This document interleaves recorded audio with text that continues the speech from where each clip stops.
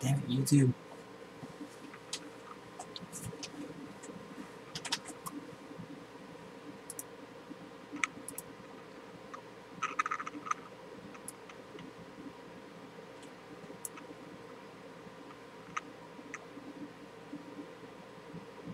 Great, this is going to be wonderful.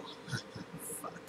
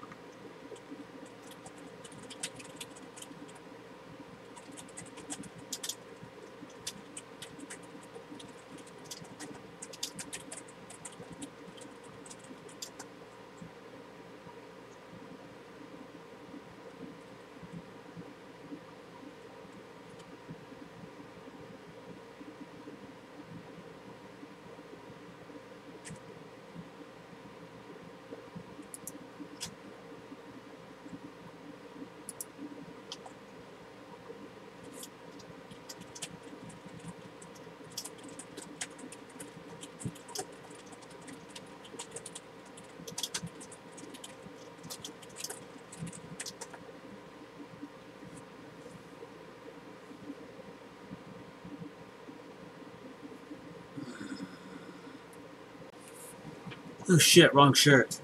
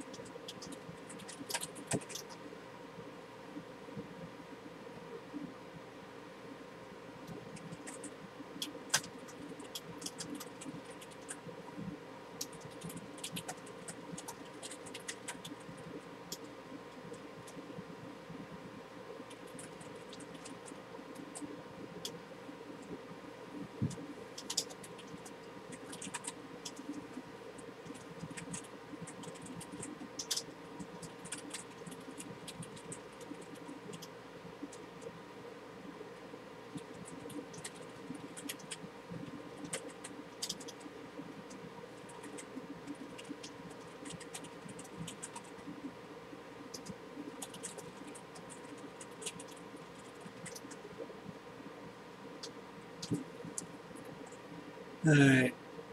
Oh, Shirley, you motherfucker. You motherfucker. I had my goddamn Discord over the top chat, and now I see you right here.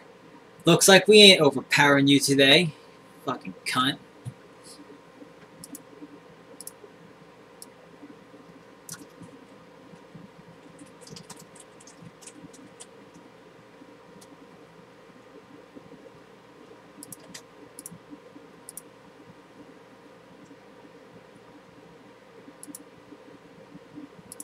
Alright, people can kind of just drop in and drop out whenever they feel like it. I gotta start this. I gotta find out if there's X coming out. There is magic in PC gaming. It says, don't just obey the rules. Rewrite them. It says, don't just listen to stories. Inhabit them. It says, don't just accept the limits. Overclock beyond them. Overclock beyond it them. It says, don't just play games. Revel in them. Unleash them. It says, seriously, is every game battle royale now? Or is it just me? From mountaintops to dungeons.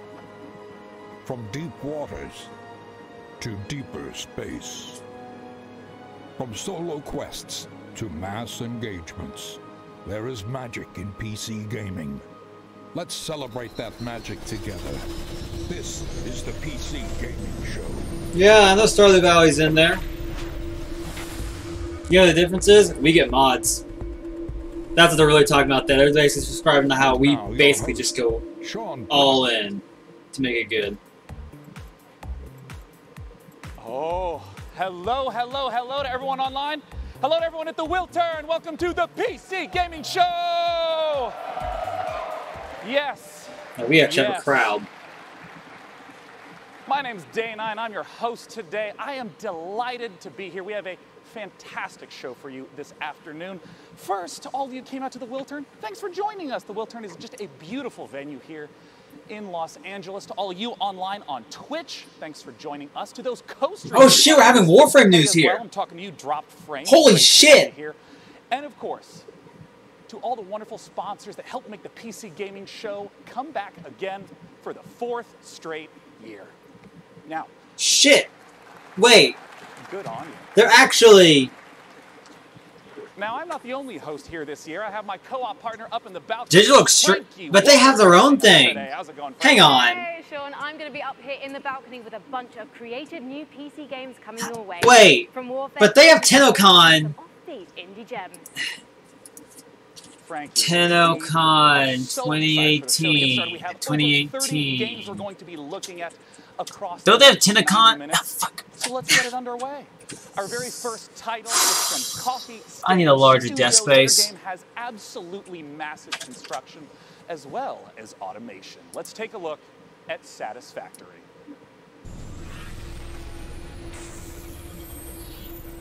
No, it won't be news. This is generally going to be a lot of just game developers just trying to show their games. Just because a lot of independent PC game developers. It's dying on my side.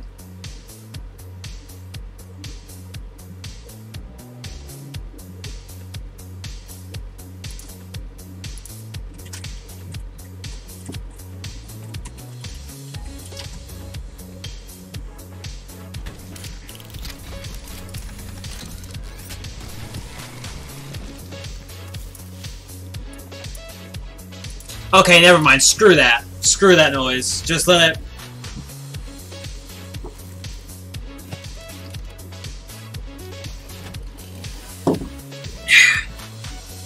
Alright, I'm shutting down this PS4. It's taking too much of my network space.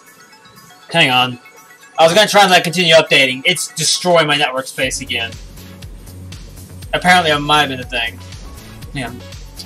Yeah, that's No Man's Sky now. Yeah, they're showing that. They're like, hey, go and check it out.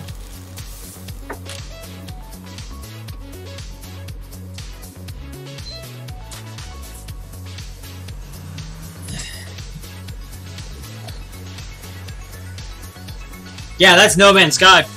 That is... Literally what it turned into now.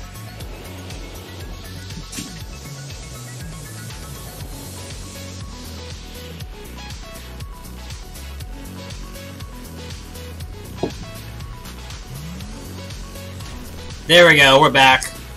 Yeah, no, PS4 is also taking data, and right now I'm not doing well with that. They're letting No Man's Sky take the forefront today.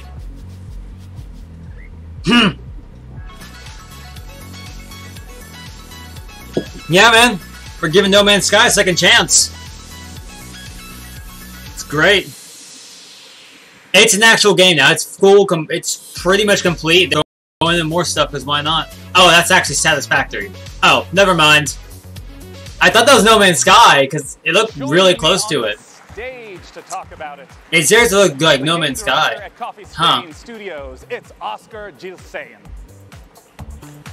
Huh. Come here, Oscar. Oh, fuck.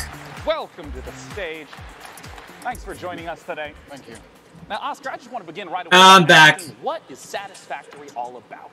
Satisfactory is essentially about building these huge automated factories. So yeah, sorry about that. Crash for a minute. Sent from Earth to this alien planet. Also, Shy, there are 4 of us now. We get our goddamn points. Was hinted at the end of the trailer there. Yeah. And to build I am looking at the watching. It says 4 people watching plus me. That's all of us. Machines that will make them for you. So you'll start out pretty simple with a few machines. Yeah. And then you'll just expand and expand and expand until you finally need to start cutting down trees and replace them with like more convenient concrete. Yeah, No Man's Sky is pretty damn good though. That's why we mistook it. Type of game. Can you give me an example of what producing a more advanced because resource it might look like? looks a lot like modern No Man's Sky. Create something more advanced, like a computer, for Yeah. example. And at that point, you'll have some copper stuff set up, wires. God damn it! But to make plastic, you need to get some oil. So you need to go The out Sony and conference is find later oil, today. and in oil pumps and all 3 these hours. refineries and set up a transport with self-driving vehicles between The other person? I have no clue, but it's not anyone usual. Build a house or a small town. How much area are we talking about where all your factories will exist? Oh, this factory will grow enormous. The main part, which will probably be the biggest, will start spreading more and more and more.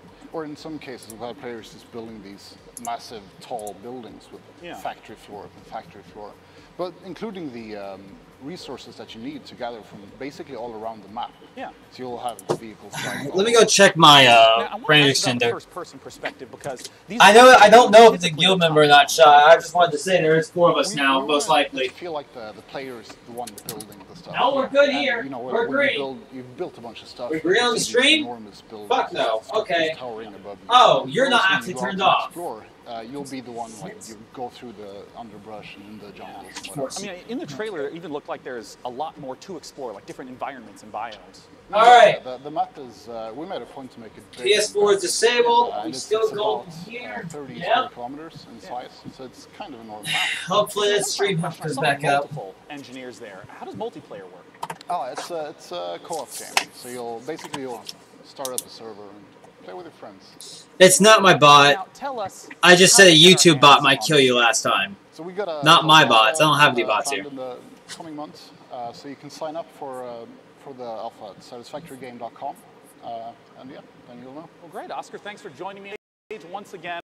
It is satisfactorygame.com. Now, up in the balcony, Frankie, I understand you have our very first interview of the day. We do indeed, Sean, because here's something we love about the PC platform. It's such fertile ground for creative ideas. No, I didn't this time. I didn't have the time. I was just pissed at the thing. It's fine. It was already at its menu. And the experience of being a It wasn't actually doing anything. Perhaps the last of your kind. From the brand new indie studio Chance Agency, let's watch the first gameplay trailer for NeoCab. It died for a moment, yeah. It cut out for a moment. We are... fucking H. What are you doing now?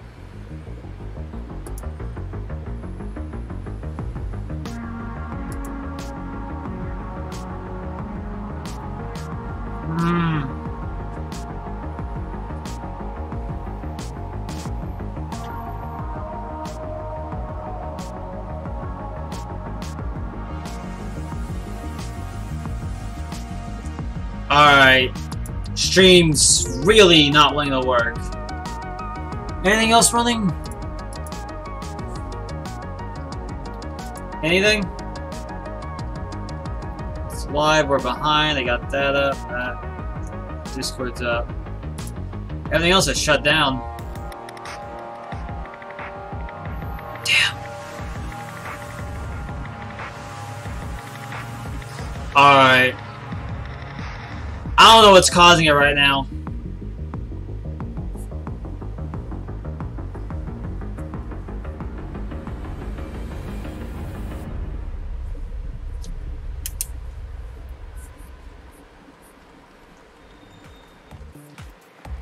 Now, our next game, believe it or not, is in the Battle Royale genre. Of course, it's E3 2018, what do you expect? We have several Battle Royale games we're going to be talking about today because the Battle Royale format is very simple and very flexible. Players play in an ever-shrinking space until there's one last standing. So developers have already been doing all kinds of different explorations of what this could possibly be.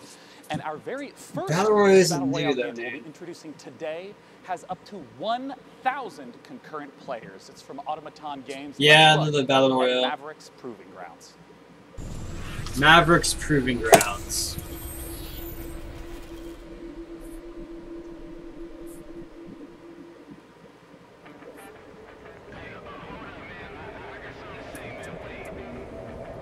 Let's see what it is. It might be pretty cool.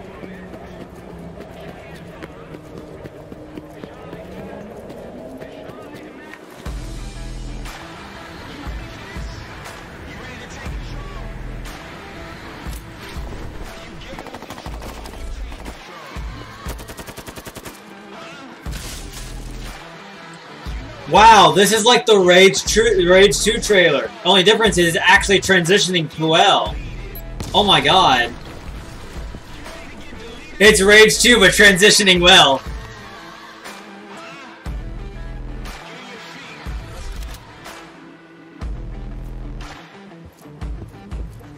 Yep, totally accurate Battlegrounds. Best Battle Royale game. Oof. Yo, I would totally play a Hello Kitty Battlegrounds. Like, legit. I would.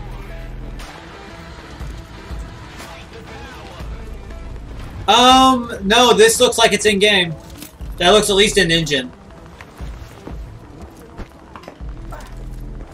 You gotta remember, these are a lot of PC independent developers. They don't actually they ain't got the money for a lot of CGI crap. Unless they're planning on really just making a big cash cow. And the cash cow normally lasts like a day or two.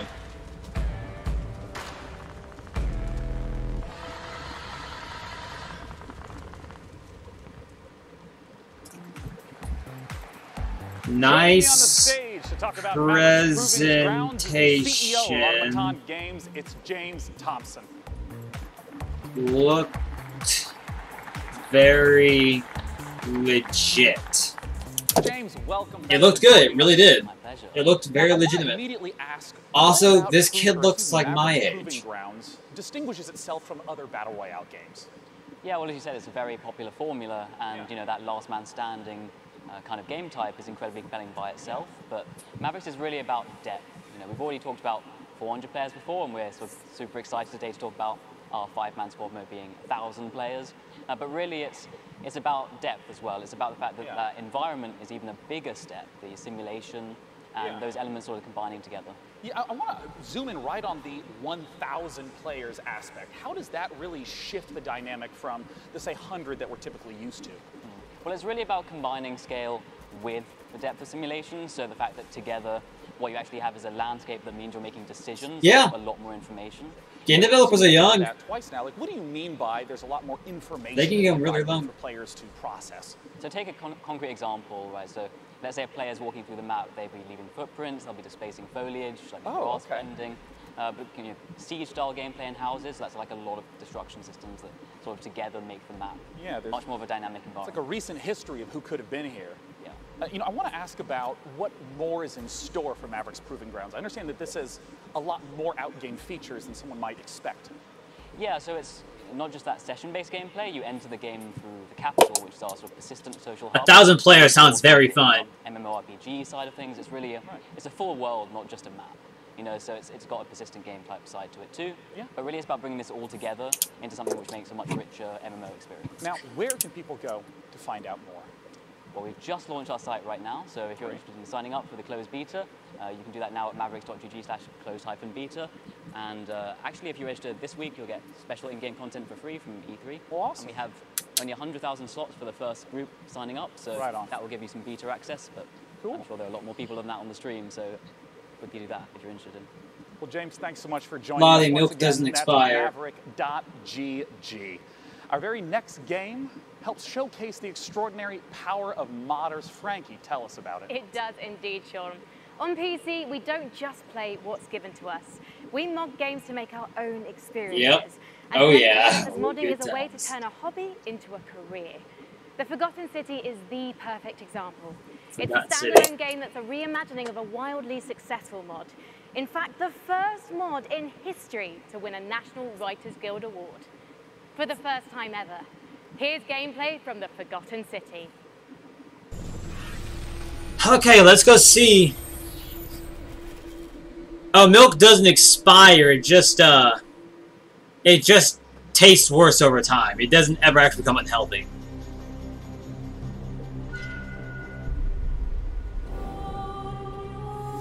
I'm so sorry you had to find me like this. And worse, that you'll suffer the same fate I did. I've spent a lifetime in this place. An ancient underground city. Its existence long forgotten. Searching for a way out. All I found is a window into the past. If even one person here commits a sin, everyone will die. I tried to set things right, but whatever I did, it took me right back to the beginning. It's all up to you now. Go back, investigate, talk to everyone. That's how I'm gonna drink old milk. If it'll win their trust. Bend the rules as far as you can. Figure out who's responsible for this. And maybe you can do what I never could. Save these people. Save yourself. The many shall suffer for the sins of the one. Okay, all I'm really hoping is that Firaxis comes by. Coming up on the PC Gaming Show, what's next for Killing Floor 2? And an unannounced game from Tripwire Interactive. And now your host, Sean Plott. Our next game is God, this is the same music they had last year for the PC Gaming Show. Prequel or remake, but rather an entirely new game altogether. Let's take a look at Stardock's Star Control Origins. Long ago, the Singularity formed, its creators uplifted into something beyond our understanding. These beings, now known as the Lexites, left Earth, traveling to multiple planets in our solar system, before vanishing altogether.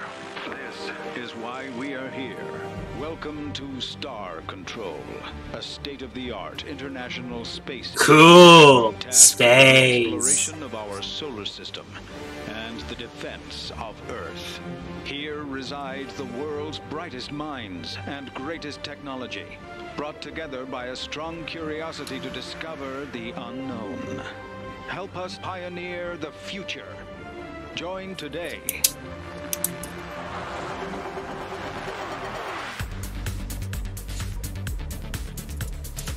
Star Control has accelerated the construction of our new modular deep solar system vessel specifically for this mission. It's the fastest, most expensive ship humanity has ever made, Captain. I am Chief Viscosity Officer Windu of the Taiwan. The Scribe had evidently received traces of your radio broadcasts themselves.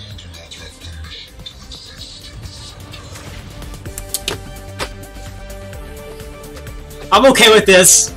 I like this. This looks like fun. I'm gonna play this game.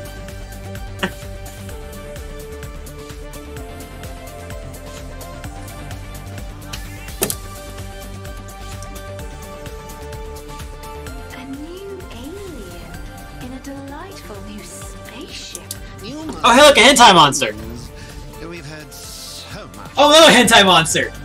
So many hentai monsters. Perfect.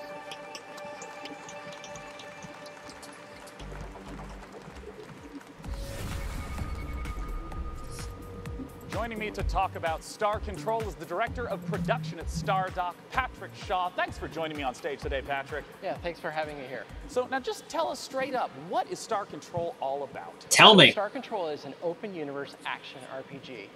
You can visit dozens of aliens, hundreds of different stars, thousands of different unique planets, and you can land on each and every one of them. And when you're driving around the planets, you can jump over canyons, blast critters, and then you can venture out into the solar system and do ship-to-ship combat with hostile aliens. And I want to ask, since I know that the story is a big part of this game, with it being open world, how do you make sure that the story still stays as the focus for the player? Yeah, so we're really excited about the story that we prepared for Star Control. It's funny, it's creative, but also has some dark, sinister side. Yeah. To it.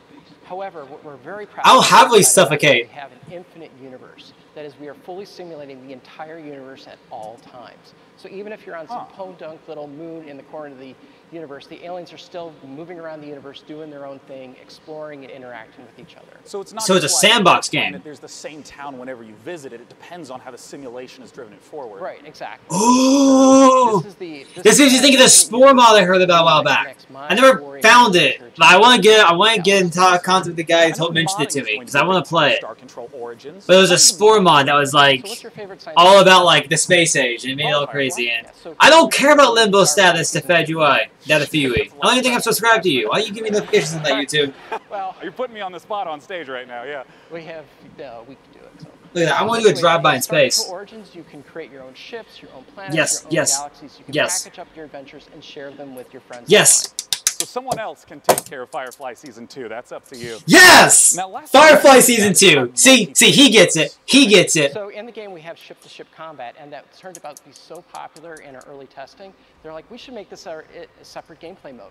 So we did. We called it Fleet Battles. So you can create your own ships. Cool. You build them out of different pieces and parts. You attach different weapons and defenses, and then you go online to play them. You can either play local multiplayer, 2 people on the same machine, or online, ranked or online play. So where can people go to pick up Star Control Origins? Well, right now, Star Control Origins is available for pre-order on GOG and Steam. Well, lovely. Guys, definitely be sure to head over to starcontrolgame.com and check them out on Steam and GOG as well. And one more thing, we are happy to announce at the PC Gamer Show that Star Control Origins is launching on September 20th, 2018. Look for it on September 20th.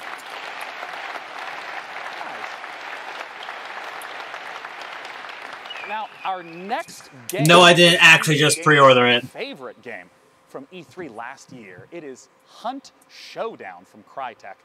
Let's take a look at what's coming for Hunt Showdown just after E3.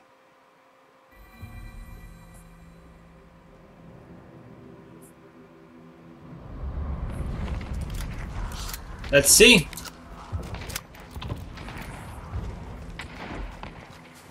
I have never actually seen Hunt Showdown.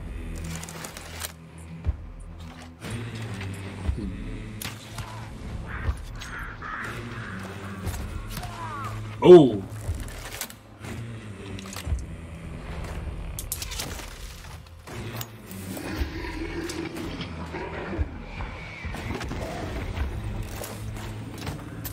This looks cool.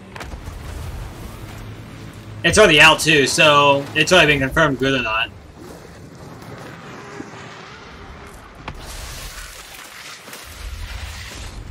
A hentai monster!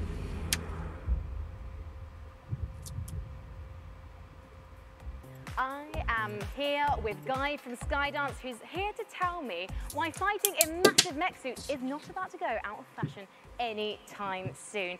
Guy, now Hellfire, in fact, sorry, Archangel was originally a single-player narrative game, but Hellfire, this new edition, what changes is that going to make? Well, players really loved the single-player narrative, but they all kept telling us the same thing. They said, we really want it multiplayer, and we want it off-rails. And we kind of thought, that's a completely different game, but let's give it a shot.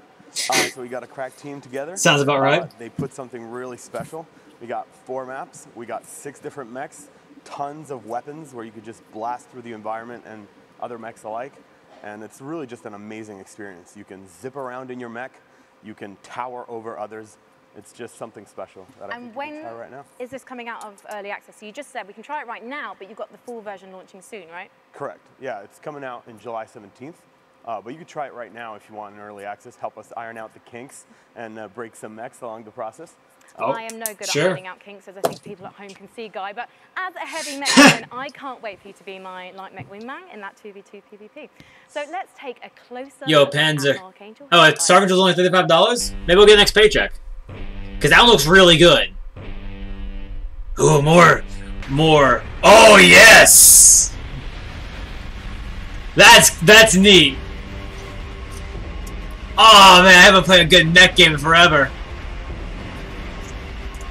We'll have to I'll have to check this one out too.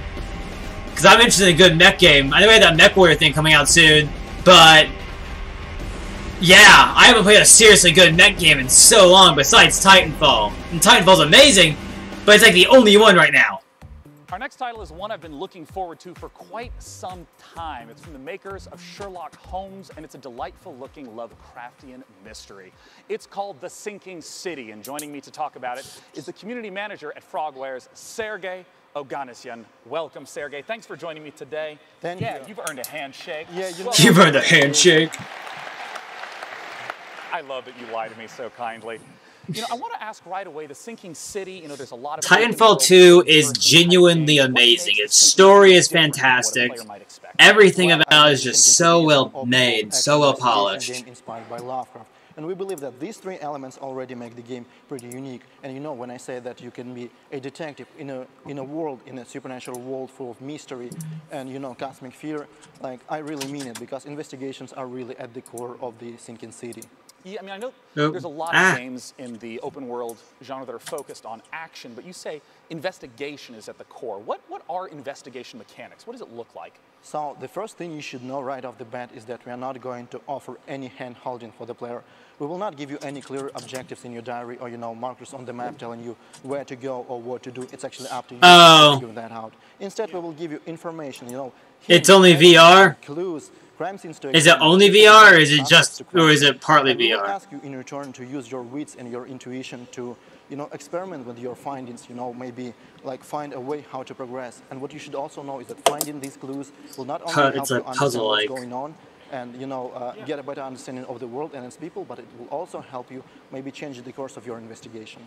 You know, you mentioned the world itself. I mean, the footage that I've seen through the years has just been absolutely beautiful. Talk to me about the world that we're in and what investigation is at the core. So the game takes place in this fictional city of Oakmont in the state of Massachusetts. You know, the city which is flooded. There is a terrible disaster going on which has claimed like thousands of lives.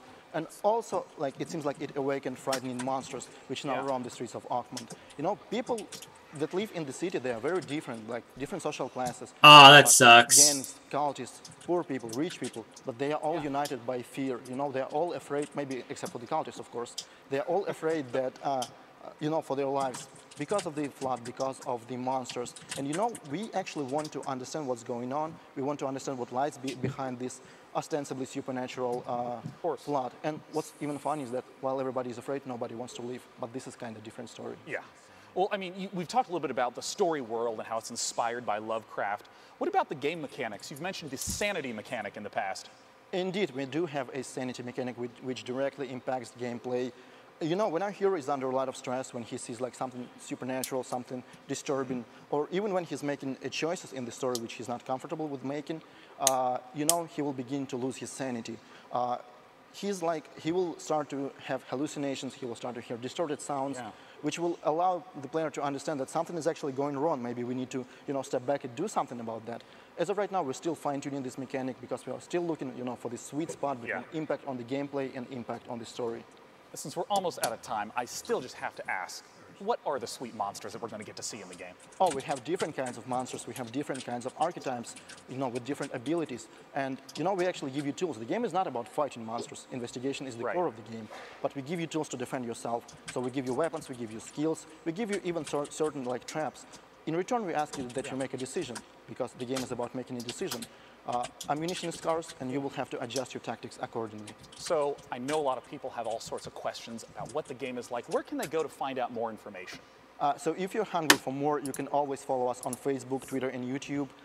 This is where we post our updates regularly. Facebook, The Sinking City Game. YouTube, Frogwares. So go there. It's a PC. It's just a PC game. Super excited to personally see how it turns It's a out. PC Thanks investigation for joining game. us, Sergey.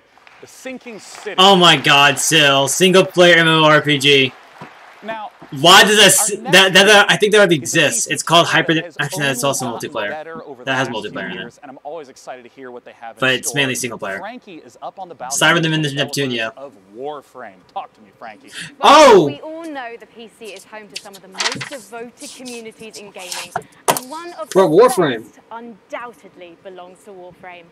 Last year, They had their convention in a month. Update, Plains of Eidolon, So what are they gonna and the do? next epic cinematic quest is called The Sacrifice. Give me information. Exclusive launch Give me news.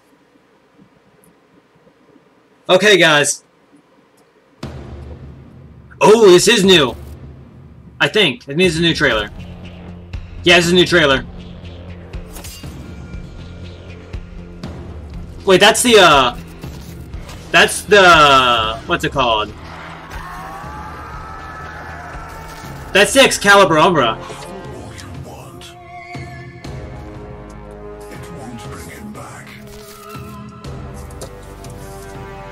Ballas. Is that it? Really? Favorite community manager at Digital Extremes joins me now. Is it doing something? Is the latest installment of our cinematic Still. quest. It continues the story. Oh, hi, Megan. Started in The Second Dream, continued with The War Within, and then a Void. prologue. So at the end of last year, we kind of shattered some hearts and left them with a bit of a plot twist. And I'm not going to spoil it for people who want to maybe catch up.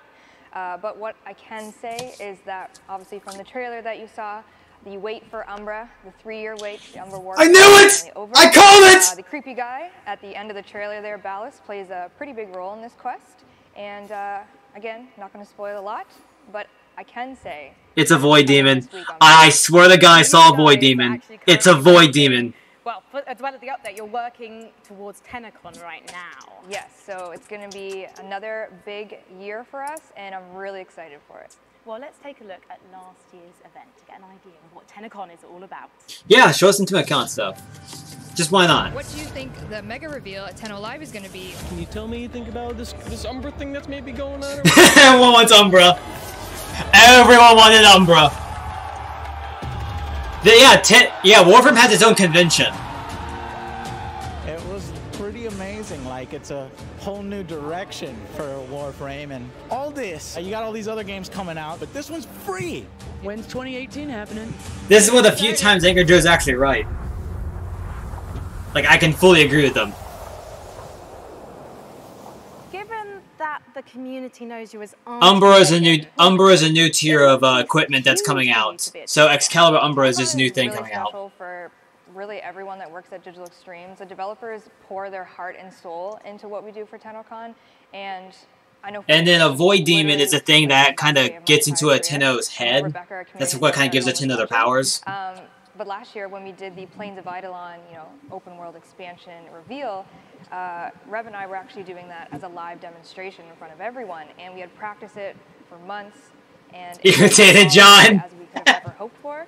And we actually, as people were cheering, it's pitch black on stage. Rev and I look at each other and we just kind of fist pump. And Nia, what do you call him again? Kurkan, what do you call him again? I know you had some unique name you called him. It was Ass Blasted something. Probably count on some tears and some emotions because it's a really big day for us. So basically, bring tissues, right? Bring tissues for yourself, for me, for everyone involved, because there will be some tears probably. But if you can't get to TennoCon, because unfortunately... Mildly annoyed Johnson. So on twitch.tv/Warframe, you can definitely check it out. And PC Gamer is also hosting as well on their Facebook and Twitter. And you get free stuff by watching Twitch? You do. So if you we're getting another free Twitch event thing? Oh, Ass Blasted Alejandro. Watch and get some free stuff. Fantastic. So that's happening from July 7th, and you'll be able to watch TennoCon live through PC Gamer's Twitch channel and the Facebook page. Thank you, Auntie Meg. I gotta watch TennoCon live. Thank you, Frankie, and thank you. Because I want my free stuff. The next name is one I grew up with, Sega. They've become a prolific publisher of Japanese games known for their fully featured ports, especially beloved by this guy on the left. Sega's bringing Shining Resonance both to PC and console the same day, and Shenmue. Oh, no Warhammer. Later this year. Pissed Jose. Let's take a look at what Sega's got in store. Yeah, Sega. This is Sega.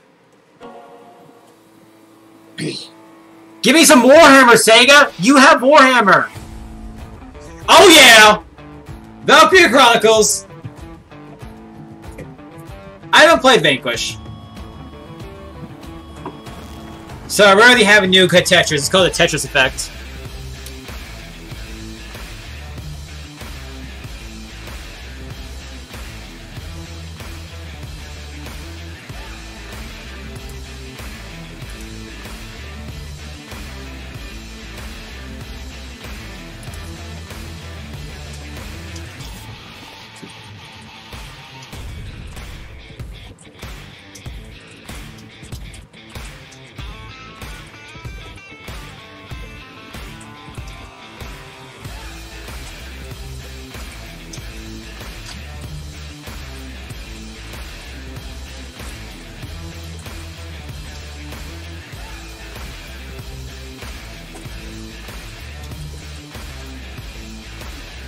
Alright. I just let all my Warframe friends know. Oh, wait! Yes! Yes! Yes! It's coming to PC! I think I already knew that, but it's coming to PC! Yeah!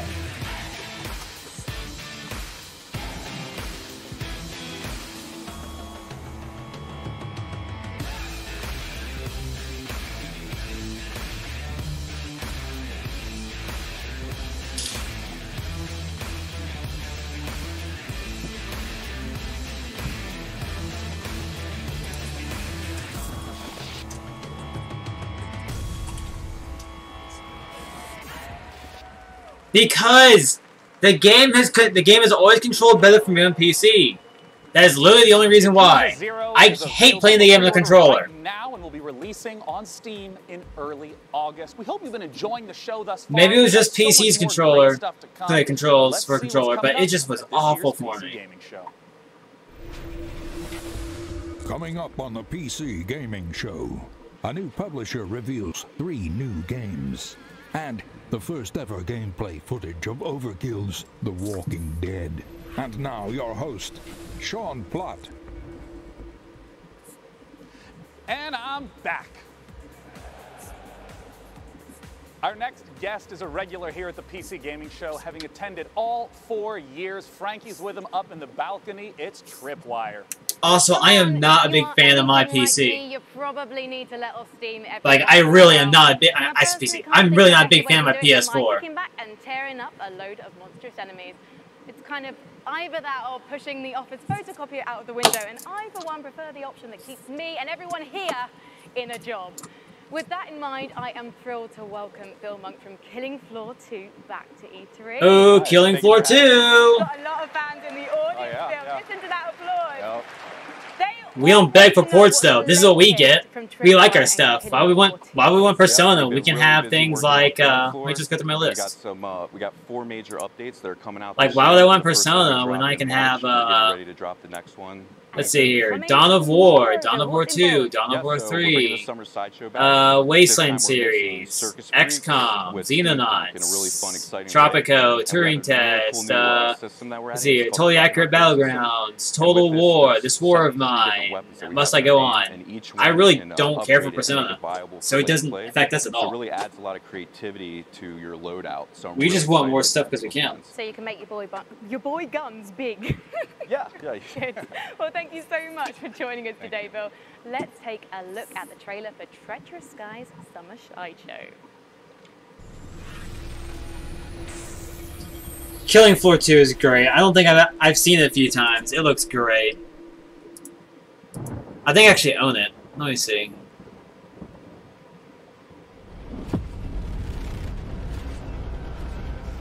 Yeah, I own Killing Floor 2.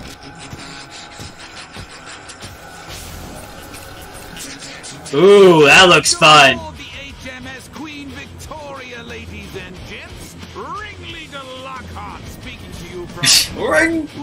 someplace very safe, yes. You helped Ooh. me at my beloved Steamland, but now I need your help once again. I've got to get to my island in the channel. There really isn't, dude. Now listen up. I don't know how. Like, I've not seen anyone on PC ask for P5. On board. I think it's time to put on a show. Yes, of daring deeds and horrendous blood. Also, if we want it, we'll eventually just emulate it. My mechanical children have turned against me. We already have a full Nintendo Wii U emulator that runs it better than that runs the Wii U better than the Wii U can. Put these rebellious robots down. But take heart, lads and lasses. I have invented some new toys. The Doomstick. All barrels are better than... Yeah, because I don't care about Persona. Of course, that looks hard. Shockingly stylish set of gauntlets. And the M99 sniper rifle. And finally, there's a last-minute addition to the crew. Watch this woman go. Seems Mrs. Foster negotiated her way on board and is set on giving Zed the angry. the business. And remember, we'll see you on the airship. I don't know what this rhyming is, but I love it. See, joke for you. Optician says my eyes are okay. I say, then how do you explain my husband? It doesn't take a lot of money either. You can get a good PC for about $400. Just saw will be available tomorrow, including a free weekend for PC. If you know where to look, you can get it easy. Definitely check it out with Killing Floor 2, but that's not all that Tripwire has. I have the president of Tripwire himself, John Gibson, on stage. John, welcome back again. Thanks, Sean. Pleasure to be here. Now, I understand that Tripwire is stepping into also doing publishing. What does that entail? That's right. So, Sean, it's really challenging for developers. Yeah, you can do it for 400. There are builds online where you can see it. It's really hard. Just look it up. $400 modern PC budget builds. I can run some things at 60 FPS. So we're giving developers fair deals. We're going to be helping them rise above that noise so they can get noticed. And because of our experience developing our own games and publishing our own games, we're going to help them with marketing, funding, mentoring, feedback to help them succeed. Yes! Yeah, I mean, the game that we have on screen is one of those games. This is Road Redemption. That is right. I'm happy to announce that we're going to be publishing Road Redemption. We're going to be helping them grow and succeed even more on Steam, but also bring the franchise beyond Steam. Now, I know today you have a world-exclusive new game, hasn't been announced yet. We do. Nobody knows. Before we roll the trailer, I was wondering if you could give me a little bit of a tease.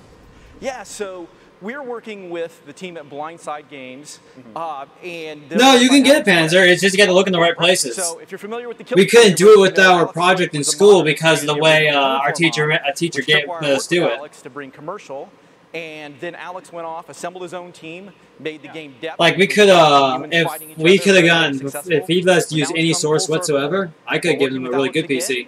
And we're going to bring his. It caught fire again, Silhouette. Well, let's take a look at it right now. World-exclusive new upcoming game from Tripwire. Yeah, Silva over here. Silva here. His PC's a stove. He called me in the middle of the shower to get his PC fixed. Close your eyes and imagine a place where the sun is bright and the beaches are white. Ooh. A place filled with southern charm, where the water is as warm as the welcome. It's all the Florida men. So come feel the wind in your sails. Kick back and relax. There's a shark in all of these. Your dream vacation is waiting for you here on the Gulf Coast.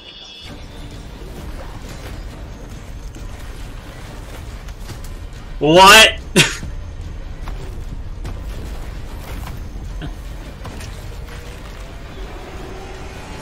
His computer's really old and it didn't come with good cooling.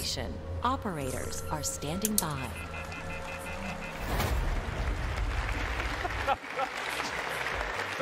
So hey John, so you get to play as the shark. You are the shark. This is an open world action RPG where you play as a shark, or as we like to call it, a shark PG. Oh, nice. Okay, so that's a bad pun. I love it. Do you like upgrade and improve the shark? Is there like skill trees? You do. There is a shark skill tree. Really? Yes! I want to play this shark skill tree. Player campaign. You eat your way through it. You get bigger teeth, you can jump out of the water and snatch people off piers and all of that fun stuff. I didn't realize this was a power fantasy I needed so badly.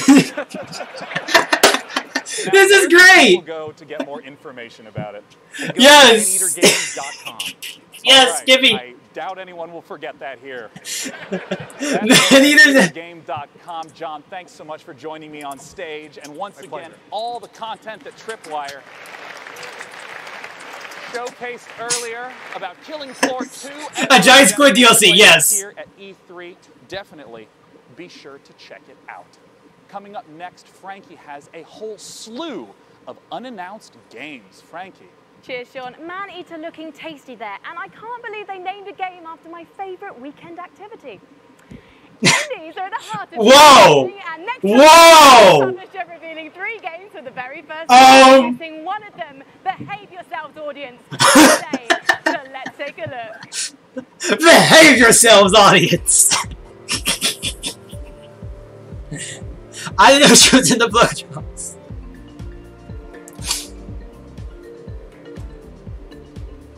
Hey! We are curating games for you, okay? Starting right now. Starting right now. 3 games today. And releasing 1 game right away. Enjoy. I need Digimon! Give me Digimon! We haven't got another Digimon game. Actually, we did get a Digimon game this year. I need another Digimon game! We're supposed to get another one next year. It's supposed to be another Digimon story game. Ooh, this looks like fun. Or interesting. Actually, not that's fun. It looks cool. It looks like it looks interesting. It's not usual. What? Okay.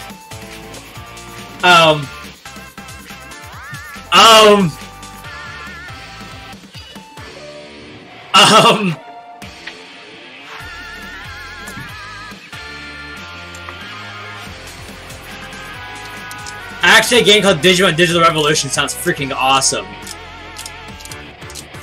Bravery Network Online.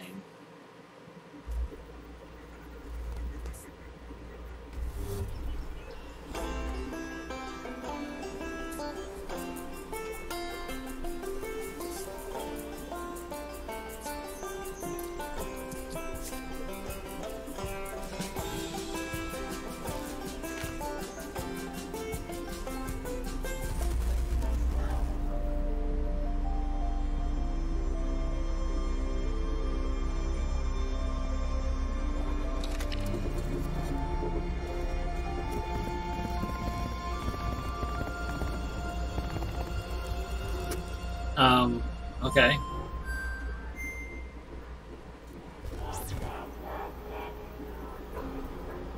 Morningstar.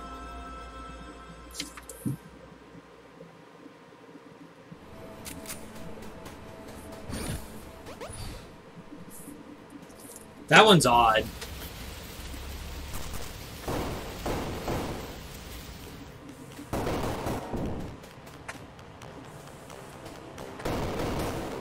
Oh, Pansy, you might like this. This is like something you might like.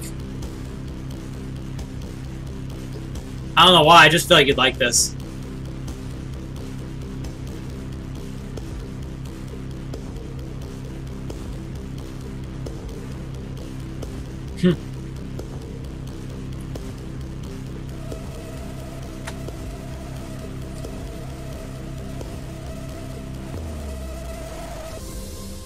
Overwhelmed.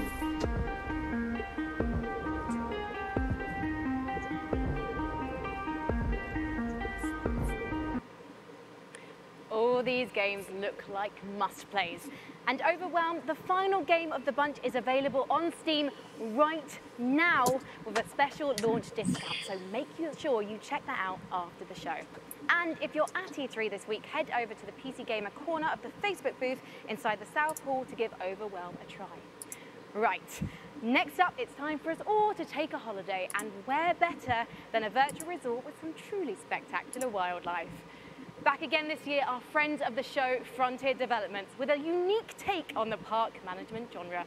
I am, of Oh, no. course, talking about Jurassic World Evolution. Oh. The long-awaited game is out tomorrow and lets you build your own dinosaur-stuffed tourist trap.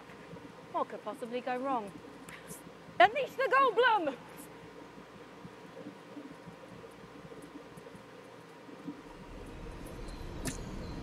You think that things are going to turn out differently, huh? Yeah, because I'm running this shit. Well, the ones before you did too. Because they believed that they were in control. And control... Well, here's the thing. Humanity is desperate for it. We are seduced by it. Deceived by the illusion of it. But we never really possess it. Because if there's anything that chaos theory has taught us, it's that nature is on its own course. And when we interfere, when humanity tries to put nature into orderly boxes, chaos destroys them. And what makes us such unique creatures is knowing the scope and power of what we're up against and still believing that we can win.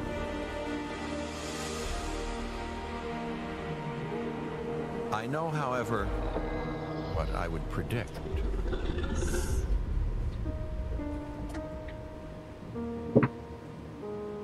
Okay. That one's coming to all consoles. That looks like fun. Because I like Jurassic Park / Jurassic World kind of games. I love those. I don't like their games. I'm more like a... I've always loved dinosaur stuff. How do you make an Yeah, I know. open-world game in VR? Let's take a look at their upcoming game, Stormland.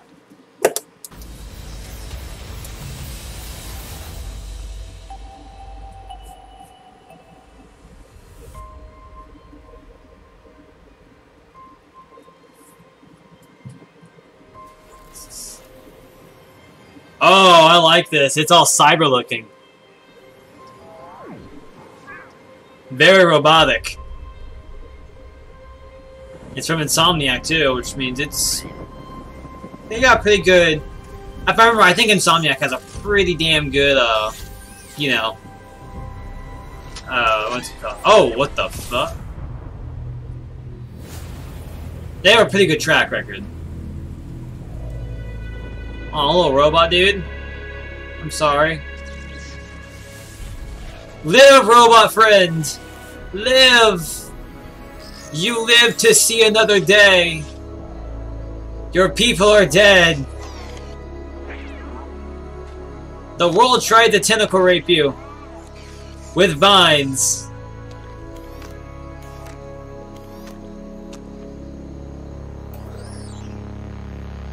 And you're missing an eye.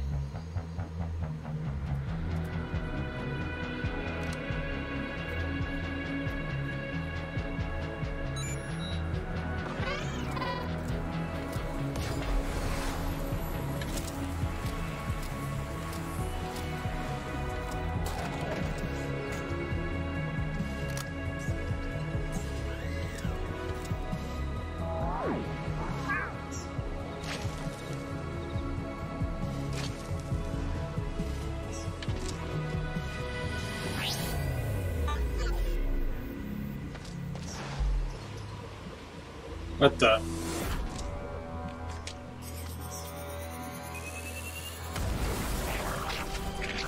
Sick 'em!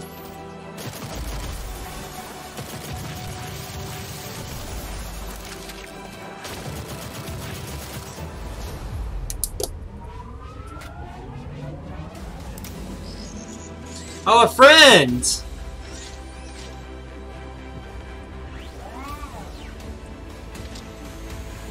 Robo friend! Robo freedom!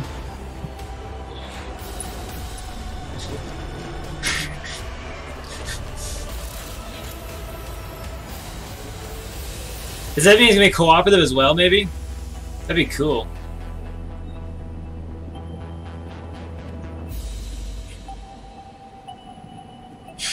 The Wall-E Cinematic Universe. What the hell is up with you, chat? Yes! Give my robots trench coats. Joining me to talk about Stormland is the Chief Creative Officer at Insomniac Games. Join me in welcoming Chad Desern. This guy looks like a dad. He looks like a dad. To the stage. Thank you. I want to start right away and ask, what is this game all about? Well, in Stormland, you play as an android gardener, and an entity called the Tempest uproots your habitat and shatters your android body.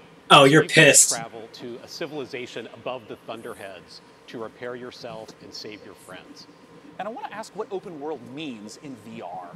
Well, for us, it's about giving the player the ability to explore the world freely with a set of android movement abilities that are designed to give you complete agency. Yeah, because that's always a huge question I have is how does motion work in any VR title? Yeah, well, in Stormland, you can do things like fly just above the slipstream with your outstretched android hands. Yeah. You can shoot a laser into the cloud surface and then make a ramp, kick off of that, climb up a cliffside, like literally launching yourself with your synthetic android strength, and then like push off and glide back down using your hands. Not much, just this game, which is really interesting. Yeah. That's it. It's this set of mechanics that are designed together to work fluidly. It's a VR so game. That movement feels exhilarating, Yeah. and you can kind of take the world at your own pace with it. I'm curious why VR for this type of title? There are a series of That's things that cool. we're doing with Stormland that we could only do in VR. It's about the expressiveness of having tracked head and hands and how we use that for combat, how we use it for movement, even things like scavenging technology to attach it to your body. Like you look down, you get a new piece of tech, and you attach it right into your arm, and then suddenly you've got the ability to harness electricity or cloak yourself or all kinds of different cool android abilities. I mean, the art is just beautiful in the footage that we've seen. I wonder if you can talk to me a little bit about what it means for it to be ever-changing. Yeah, that's a really good question. So that entity called the Tempest rearranges everything every single week so that we present the player with new playgrounds of movement and combat and scavenging.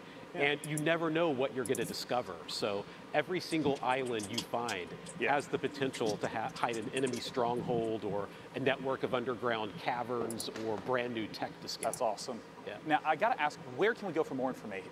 Well, you can stay tuned by watching the Facebook and Twitter with at Stormland VR, or you can check us out at insomniac.games.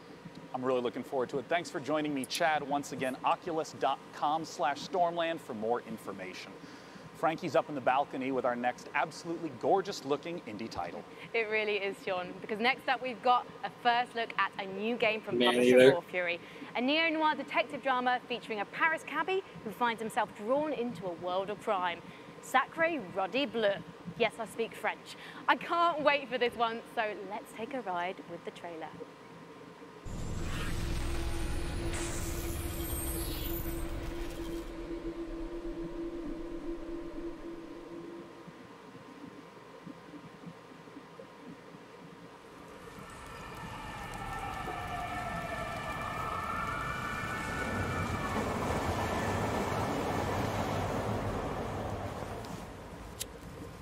Oh, this is a very interesting art style.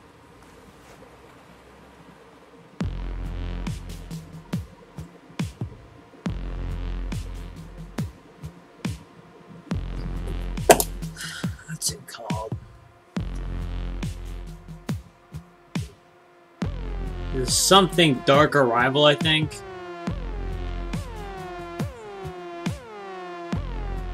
Any of you guys catch a name?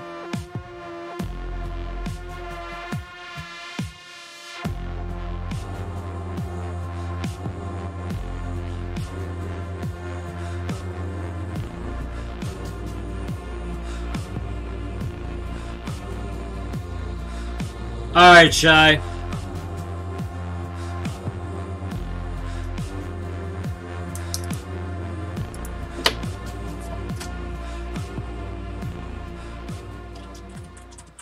If you like that last game, you'll definitely love our next one. It's from the exact same publisher, Raw Fury. It's an open-world, narrative-focused game with an incredible art style. Let's take a look at Sable.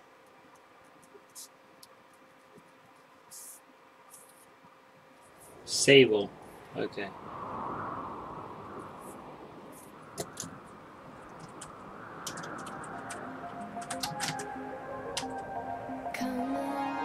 Yeah. I couldn't read the name, so I just said, I just call it Crime Thing right now.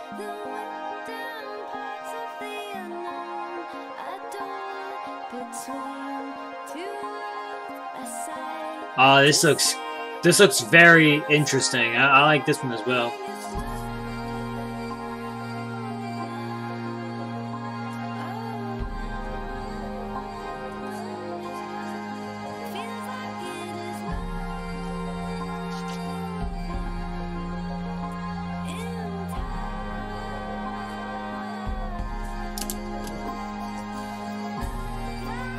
Yeah, I really do like this art style.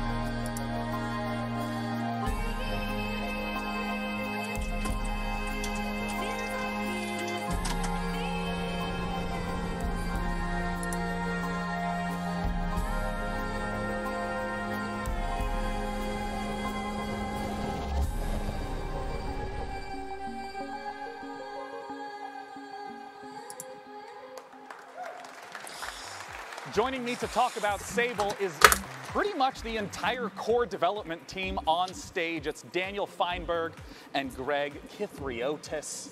I want to immediately ask, what kind of game is Sable? What can we expect? Sable is an open world desert exploration game.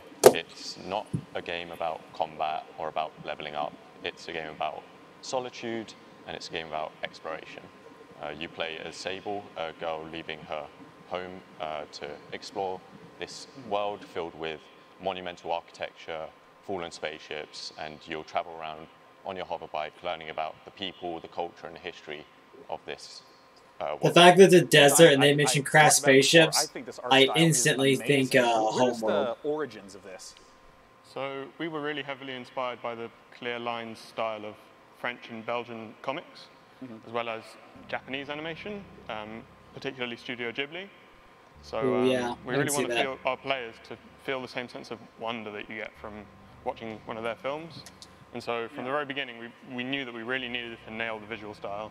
And so we put a lot of time and sort of effort into our rendering system. And yeah, we're really pleased to be able to show it to everyone. Yeah. And I mean, I know that you two consist of most of the core development, the art and the programming. What about the music that was in that trailer? Yeah, so that was a new track by Japanese Breakfast. Oh, yeah, the T-shirt. Yes, of course. Yeah, right. So she, Michelle, she is doing the soundtrack for the game. Japanese Breakfast is one of my favorite bands right now. It's incredible to have her on board. It all just came together so beautifully in the trailer, and I know that you guys are really regular about updating, blogs, sharing what's going on with the development. Where can people go to find more? So they can go to our Twitter account, ShedWorksReg and ShedWorksDan, or to sablegame.com. Lovely, gentlemen. Thanks so much for joining me. Once again, the name of the game is Sable. Our next title is one that has been in development, even showing up in our very first PC gaming show. It's Cloud Imperium Games still hard at work on their title, Star Citizen. Let's see what they have in store. Oh, Star Citizen! They got new things! Finally! Let's go see what they got for us.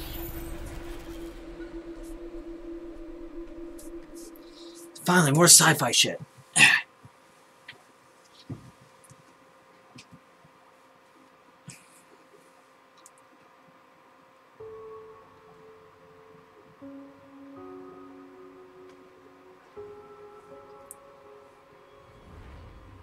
Yeah, this looks like Star Citizen, alright. That's about as pretty as it looks in game. Vandal ships.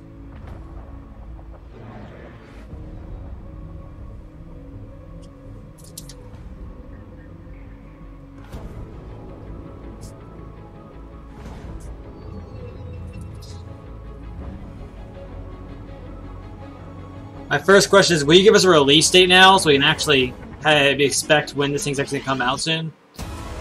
Because you've got a lot shown us already, but you just don't. You haven't given us a real release date. It's been a few years now.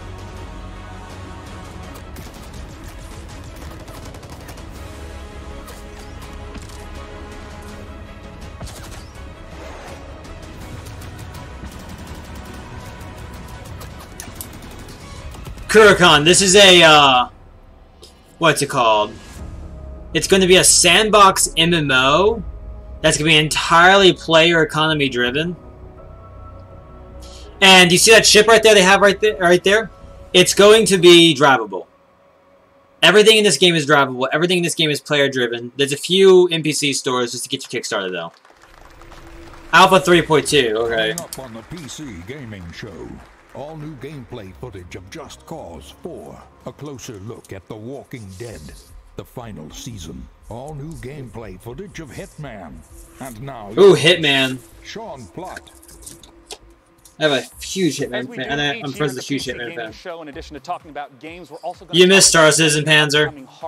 You missed Star Citizen. Is the senior brand manager from Acer. It's Eric Ackerson. Thanks for joining me up here, Eric. Sean, really excited to be here.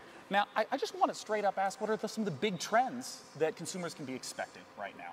Well, right now we're developing some new products, particularly in the display space. We want to take the experience to the next level. To help with that, one of our new products is the Predator X27. Yeah, it's an they had a. Display. It was just an Alpha 3.2 trailer. And 120 hertz refresh. The user it's nothing crazy. To 144. But what really takes it over to the next level is the inclusion of G-Sync HDR. You know, I hear a lot about HDR. Can you explain a little more in detail what that is and what that means? Well, there's quite a bit that goes into it, but for the purpose of this conversation, the fact that there are 384 individual... It looks like we might actually be getting planets, though. Like, we'll actually get more than just 1 or 2 planets. Really bright. We might get a few solar systems now. Better contrast on screen. So it's making progress. Individually controlled. The brightness of the screen is far above a typical display. Typical, you're looking at 300 to 400 nits. We're looking at 600 with the Predator X27 with a max of 1,000 nits. And you know, some of the titles that were showcased just now, there's a wide variety of some photorealistic, some with a really iconic art style. How does HDR contribute to that big range we see in gaming? Well, one of the big things that helps is the color gamut that's available with these displays. We're able to do 99% of the Adobe color gamut, so it's better representing the vision of the art director. Yeah, and some of the games that you see on screen that support HDR, Mass Effect Andromeda, Far Cry 4, Ni no Kuni 2. Again, you won't see them in HDR right now unless you have an HDR monitor. It doesn't work that way. We can't just stream it to you. But, you know, it brings me to one of my next questions about PC. I don't have an HDR monitor, so we're not seeing HDR. Possible budgets. What are the different sort of products to look for at those price ranges? Well, I mean, we cover the gamut from very simple and to the point to high performance esports products or multi-view, surround, multi-display products. But we also go really crazy sometimes. We decide, we put our engineers to the test, no limit. So one of the projects we've worked on is something called the Predator 21X. This is a 21-inch curved screen laptop with a mechanical keyboard and 2 graphics cards. What? Materials. We did a really good thing. A 21-inch curved screen laptop with 2 graphics cards? Ship this with a Pelican case to protect the laptop. And oh, fuck. Damn it. Damn it all. Network stability. We're stable. Oh.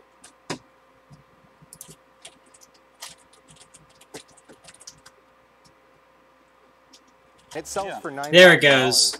And we sold every single unit we could make. So we cover every spectrum of gaming.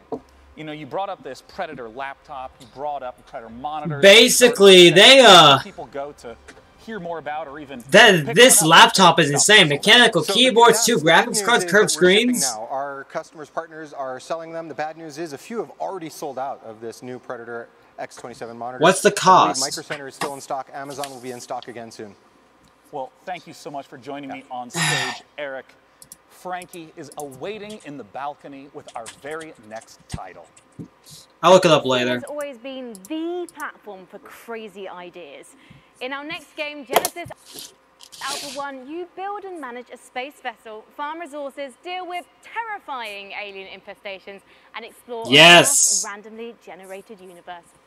Oh, and you can take DNA from the aliens you encounter across the galaxy, splice them with members of your crew to create new life forms. Just a typical day at the office. Hell yeah. Take a look. Greetings, Commander. You have been sent to Quadrant Alpha 1. The mission is to find a new home for the crew on board of this ship. Expand your ship and explore the galaxy for resources and interesting new life forms. Feel free to experiment with DNA and alien abilities to maximize crew efficiency. Ready your weapons. Sounds quite diverse. Look at all the diversity. There's a lot of spiders. I should stop making fun of SJWs here. I'm gonna get killed. Someone's gonna try and kill me. Actually, they look like Zerglings.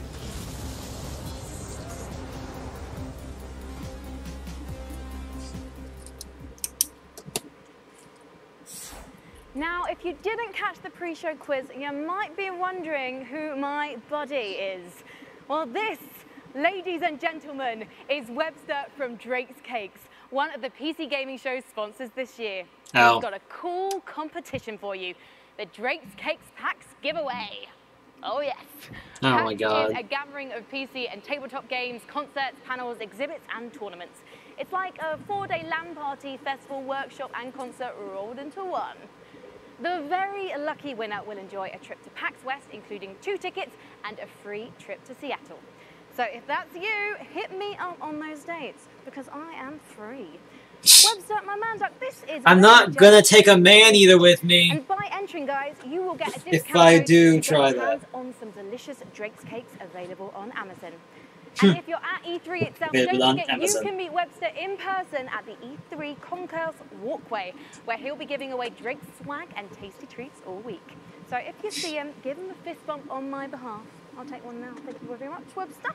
So if you have ever dreamt of spending a weekend knee-deep in one of Earth's best gaming festivals, visit PAX is great. PCGames.com/Drake's Cakes. I remember a while- Enter now for a chance to win and hang out with Webster. What is All right, it? Webster, A while this back, hosting has got me a bit peckish. I think it was about 2 or 3 years ago at PAX, they had a Pokemon League. Well, they had eight people around who had like type themed teams, and this whole crazy thing with that. It was actually really fun to watch.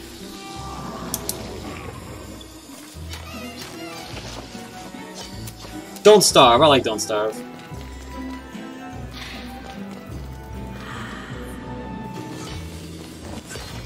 Oh my God.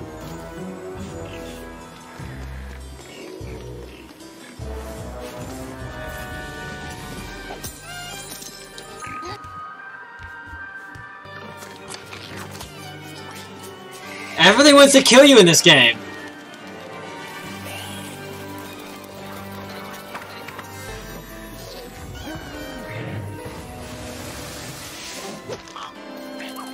Run, Wilson, run! I'm sorry, Wilson, you're gonna die. Don't Starve, Hamlet. Our next title is the next installment in a series that never fails to make me laugh. It's Just Cause 4, and they have a brand new engine to bring the level of delicious insanity one notch up. Let's take a look at what the Apex engine in Just Cause 4 can really do.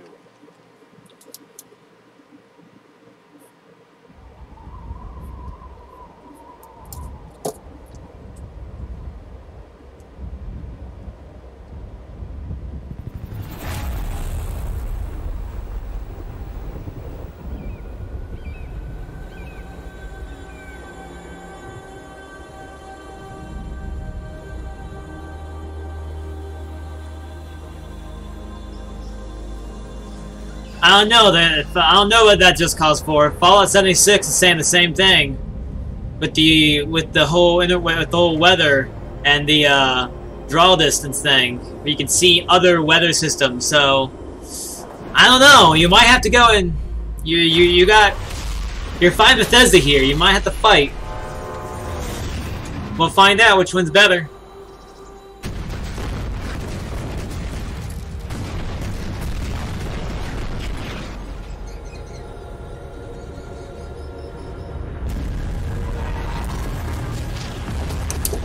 Just Cause 3 looks fine to me. I didn't see any problems with it.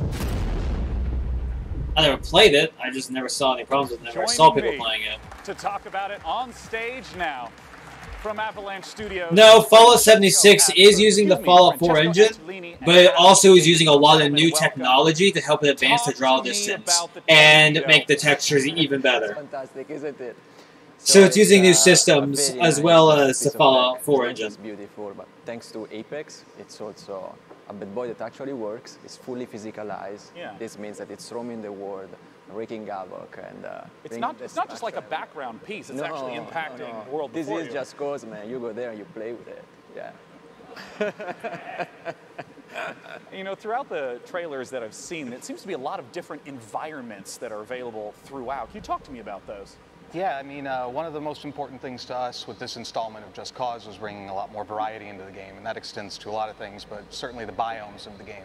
So instead of one kind of region of, like, say, southern Italy that we had last time, now you have... I'll have to check it out, find out, because I've heard many good things about it. And even alpine biomes, all of which, you know, are rendered beautifully with the new Apex engine.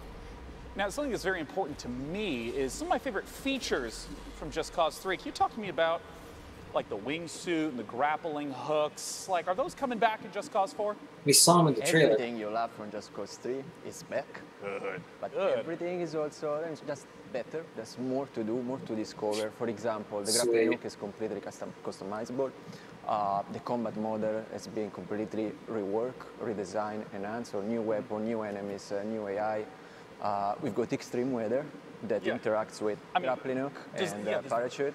The wind that we saw from the tornadoes, is it just like basic wind effects also get incorporated as well? Again, it just goes, so nothing, just an effect. So if there is wind, it's physics and acts with your parachute, grappling hook, so and the rest.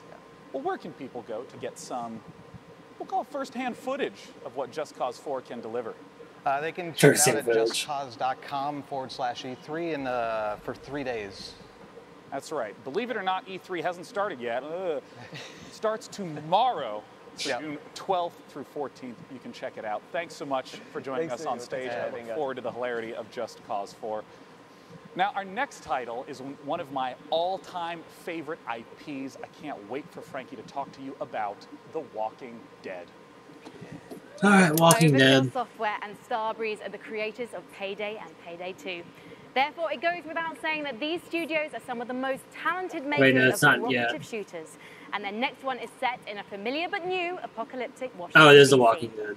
Wait, Here's is the it? first gameplay footage for Overkill's The Walking Dead. Oh, yeah. And keep your eyes peeled for the release date at the end. Hey, co-op shooter from them? Okay. Hit me up. Let's see what we got. Walking Dead's pretty fun from time to time. Could be good.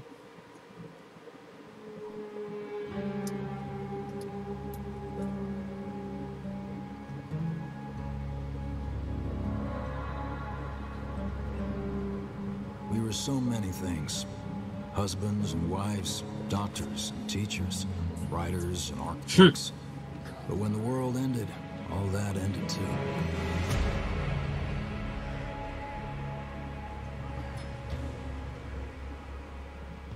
Every day we fight for more than survival. We fight to build a new life.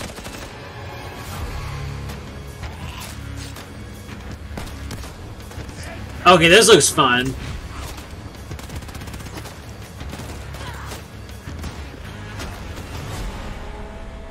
Alone, we're weak. But together, we might stand a chance.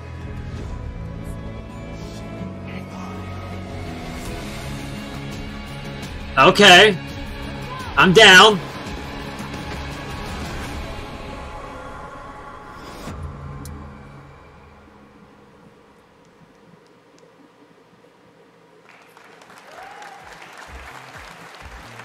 And I have more good news for fans of The Walking Dead. Overkill's game for The Walking Dead, of course, coming soon, but we have a second, completely different Walking Dead game that we're getting to Telltale talk about Games. right now. This is Telltale's Yeah. The Walking Dead, the final season. Joining me on stage to talk about it is the lead writer, James Windler, and the voice of Clementine herself, Melissa Hutchison.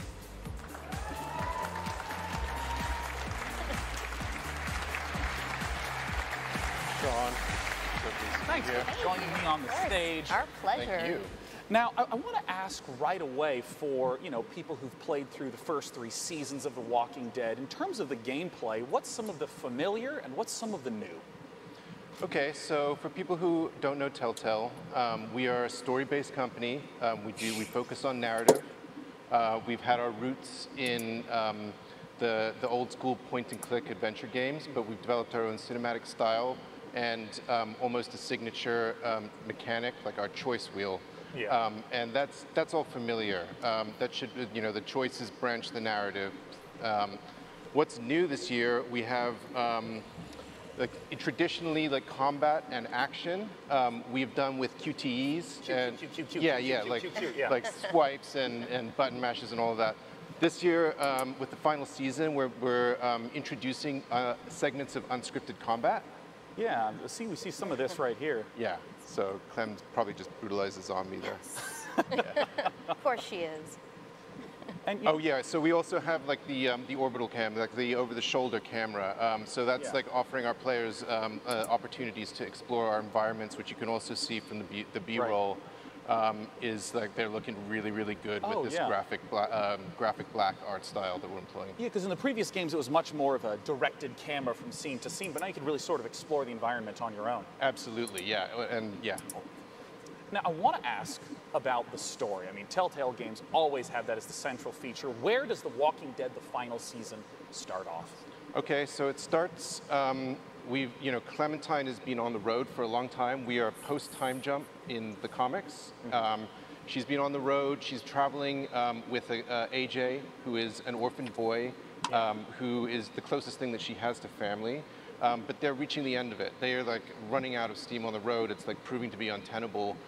So the final season, Clementine I like that discovers a school, a secluded school, where there are no adults, and essentially sees that this might be a place that they could call home. Yeah, and what are the sort of challenges that she's going to face throughout the season? Oh, all kinds of challenges, yeah. Like zombie threat all the time. Yeah, of course. And then there's always the external threat, at some point there are going to be adults coming in representing external threats that she's going to have to deal with. Now, Melissa, I want to ask what your experience has been like, because it's rare to have a voice actress journey along with a character in a multi-year journey. I mean, how long ago was the first recording that you did? Well, it was 2012, but we might have even started in 2011. I don't know. We're not going to do math on air. Yeah, we're That's not always doing a math. bad idea. That's not happening right now. It's been a long time, and it's not only just playing one character. It's actually been aging with her, growing with her, and falling deeper and deeper in love with her, and starting as this young child who's, playing as Lee, it's your job to protect her, and then organically moving through all these seasons, and now you're playing as Clementine. I mean, really, this is a fan-driven game. You play as Clementine the second final game. Season is for the fans, and you're going to be playing as Clementine and protecting. Overall, these games are pretty good. Like the Walking Dead ones are really, really well made. This is the end. Well. Overall. I mean, it's bittersweet. I'm super sad. I'm super psyched. Of course, it'll be sad to end her journey, but I'm really looking forward. I know the second game had surrounded 3. by games, I think it was and I have no doubt that the writers and it was 5 endings. It was 5 endings in the second game. So sad but happy. It's all very confusing. I'm a very confused human right now. Let's just And they found a way to actually reel into all those endings to the third game. I would love to know when the final season is coming out. Yeah, the second wasn't as good, but it did have a lot of endings, and the third one led all the endings to the same result, which is pretty impressive. Thank you so much for They got them all back on the same track when they were so wildly different.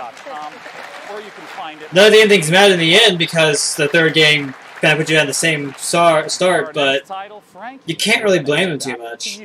Not there. Next up, have I got a treat for you. Coming straight out of Finland from Nolla Games, it's a magical action roguelike that asks, is that a wand in your pocket? Or are you just trying to kill me? Don't let the retro art style fool you. Noita is set in a procedurally generated world where every pixel is physically simulated. Let's take a look.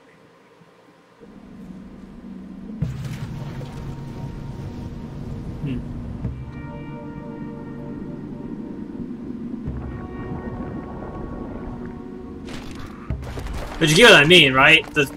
What was it? The second game was yeah, had a bunch of different endings, and in the end of the day, they don't really matter because you had the third game. But they can't exactly make 5 different games. Like, you can't exactly make 5 different games in one just for every single person's ending. Kind of gotta go with what you gotta go with. I didn't play that Batman game.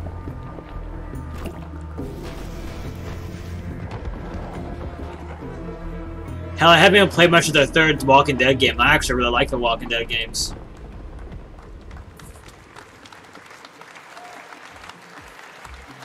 Our next title is one that's very near and dear to my heart, as it is the spiritual successor to one of my favorite childhood games, Theme Hospital. Joining me tonight are the 2 founders of 2 Point Studios to talk about 2 Point Hospital. Join me in welcoming Dr. Webley and Dr. Carr. These guys, they're... Oh my god, they're old now. Great suits. I mean, I gotta ask, as 2 fully trained medical professionals, how does one run a hospital in 2 Point Hospital? What's going on with the mic? Wait, oh my gosh, is the stethoscope eliminating your microphone? Oh, you know what? We do this every year. Come here, talk to me. Okay. How do we run a hospital? That's awesome. It's a game about designing and building your own hospital. It's, yeah. Talk directly at my tie. Yeah. You said don't talk there. Yeah. I got to look out here, you said. Yeah, no, just look straight at the ground. There's a lot of customization. Is this not working at all? Yeah, it's great. Great. Carry on. I'll carry on then. Yeah, a lot of customization, a lot of interesting characters in our world. Which, I mean, they could have. It might have helped. Come up with some really interesting but illnesses and again, and, they had like it was just you gotta give. You can't expect them to do like go out of the way, do everything perfect. Oh my god! So, this is real. We actually researched this. That man just shoved a needle up his ass. That was a pretty damn big needle. You can train your doctors to be better, your nurses to be better. Do research so you can unlock. But then you can't always expect that of everything. You know, saying everything, isn't it? Out of them all the time. So I'd say just yeah. So I mean, no, tell me. About just take it as it is. What is the sort of they're pretty good stories overall, and they're pretty fun to play through. Looks like it's quite deep into the running of a hospital. Yeah, this is later on. So you start off and you're researching and you're training up staff, you're diagnosing illnesses, and you're hopefully making money, and then getting off. I see this malady. Yeah, I see this malady called turtle head. Can you explain a little bit about what that is? Yes. It's when the head becomes so shrunken it gets stuck in the neck orifice, just pops out slightly, and it has to be extracted. No one. Well, this is something you've maybe we've all been there. I know. This is one where a little bit of suction always helps. And and that comes. Yeah. Now, we had to research how to do that.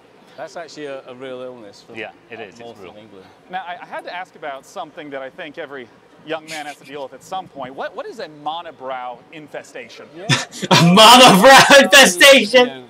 Follically enhanced problem. We've all been there. Yeah. I haven't. No, okay.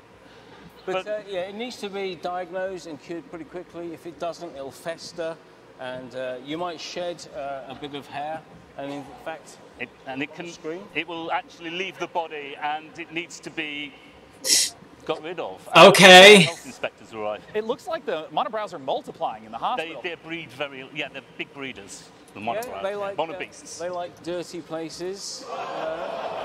Disgusting. So you've got to keep your hospital clean and well maintained. Otherwise, I love these guys. I want to ask about sort of how the game evolves over time, because Theme Hospital was very mission-based. How does the experience of running a hospital change as the game goes on? Yeah, so once you've started your first hospital, it's a pretty simple affair, and then you move on through 2 Point County. There's different regions. There's a cold region. There's warm regions with contagious diseases, and there's poor regions, there's rich regions.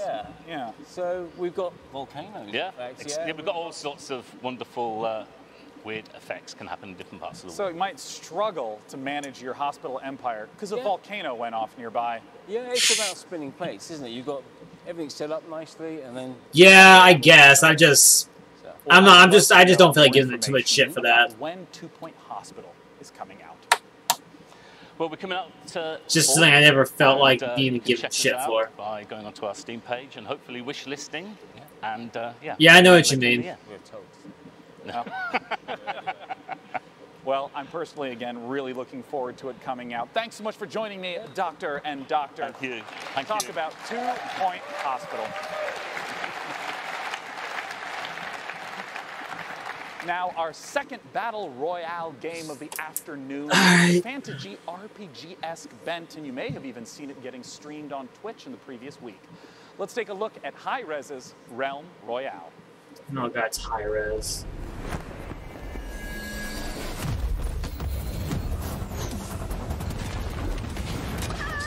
It looks like Fortnite.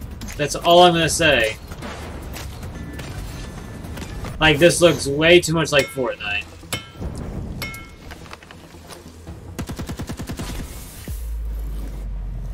Okay, that's cool.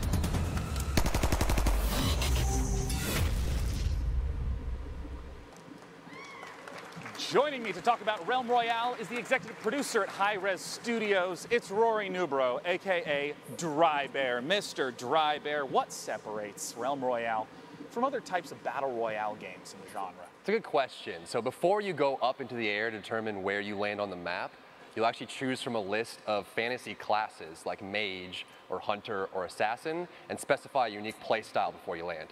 How do these different classes work?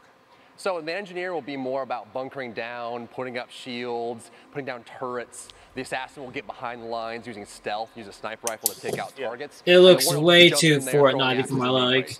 In some of the streams that I've watched, it also seemed like there were abilities, not just the loot and find stuff. Can you talk to me about how the ability mechanics work? Once you choose a class, it'll come with a set of abilities, and you'll actually be upgrading these during the match, but it specifies your play style. And so as you're looting, abilities as well as armor and weapons will come out of the chests. Okay. You'll start equipping that and determining the play style you want, and so you can just really specify.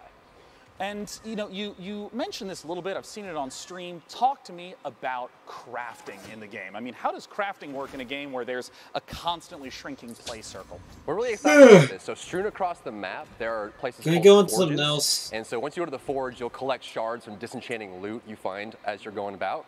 And you'll use these shards to start crafting legendary gear, very powerful pieces that everyone will want. Yeah. Once you start the forge, a smokestack will appear above the forge, and everyone comes over to It's like fight. a mini objective even. Big team fight.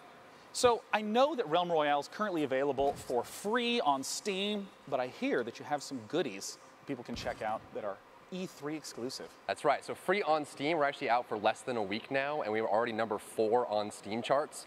And this week at E3, through Mixer, if you stream on Mixer and you're playing, the streamer that gets closest to the Crown Royale will enter into the hype zone, and so everyone will see you you'll be featured on the main page of Mixer, and you'll have a chance to win the Jailbird chicken skin, which is our first piece of cosmetic. It's a little chicken with like a little jailbird, like prisoner outfit, and just box around. It's hilarious. Yeah, and if you don't know the chicken mechanic, seriously, please look it up right now. Rory, thanks so much for joining me on stage. The chicken mechanic looks Realm cool. Royale once again is for free on Steam. That, because chicken mechanic does Our look kind of next funny. game is one that was shown at last year's PC Gaming Show, and Frankie has some updates of what they've been up to. Yes, John, as you may remember, our next game is made by a core team of just 2 people. It's called Ooblets, and it's a farming and creature collecting indie inspired by Pokemon, Harvest Moon, and Animal Crossing. This fresh trailer features a first look at their unique combat system, along with plenty Oh no, you did hear Battle Royale. Let's take a guess. There was Battle Royale. It's called Realm Royale.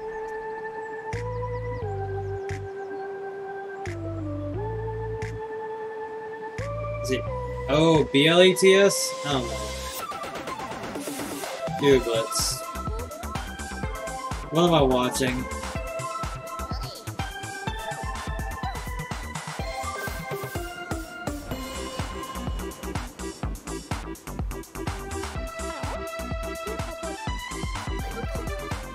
Okay, then.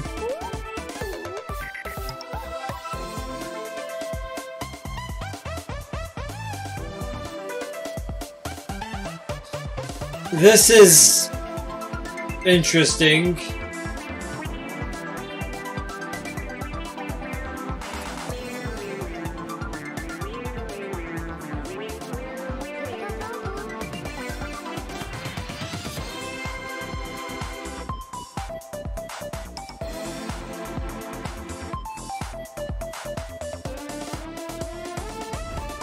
I don't know, it's not something I'm really interested in, but it's... I guess it's for someone.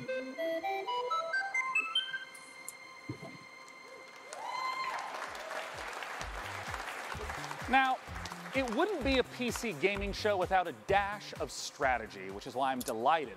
Finally! To share with you the next in the Anno games. Let's take a look at Anno 1880. It's Anno. It's Anno.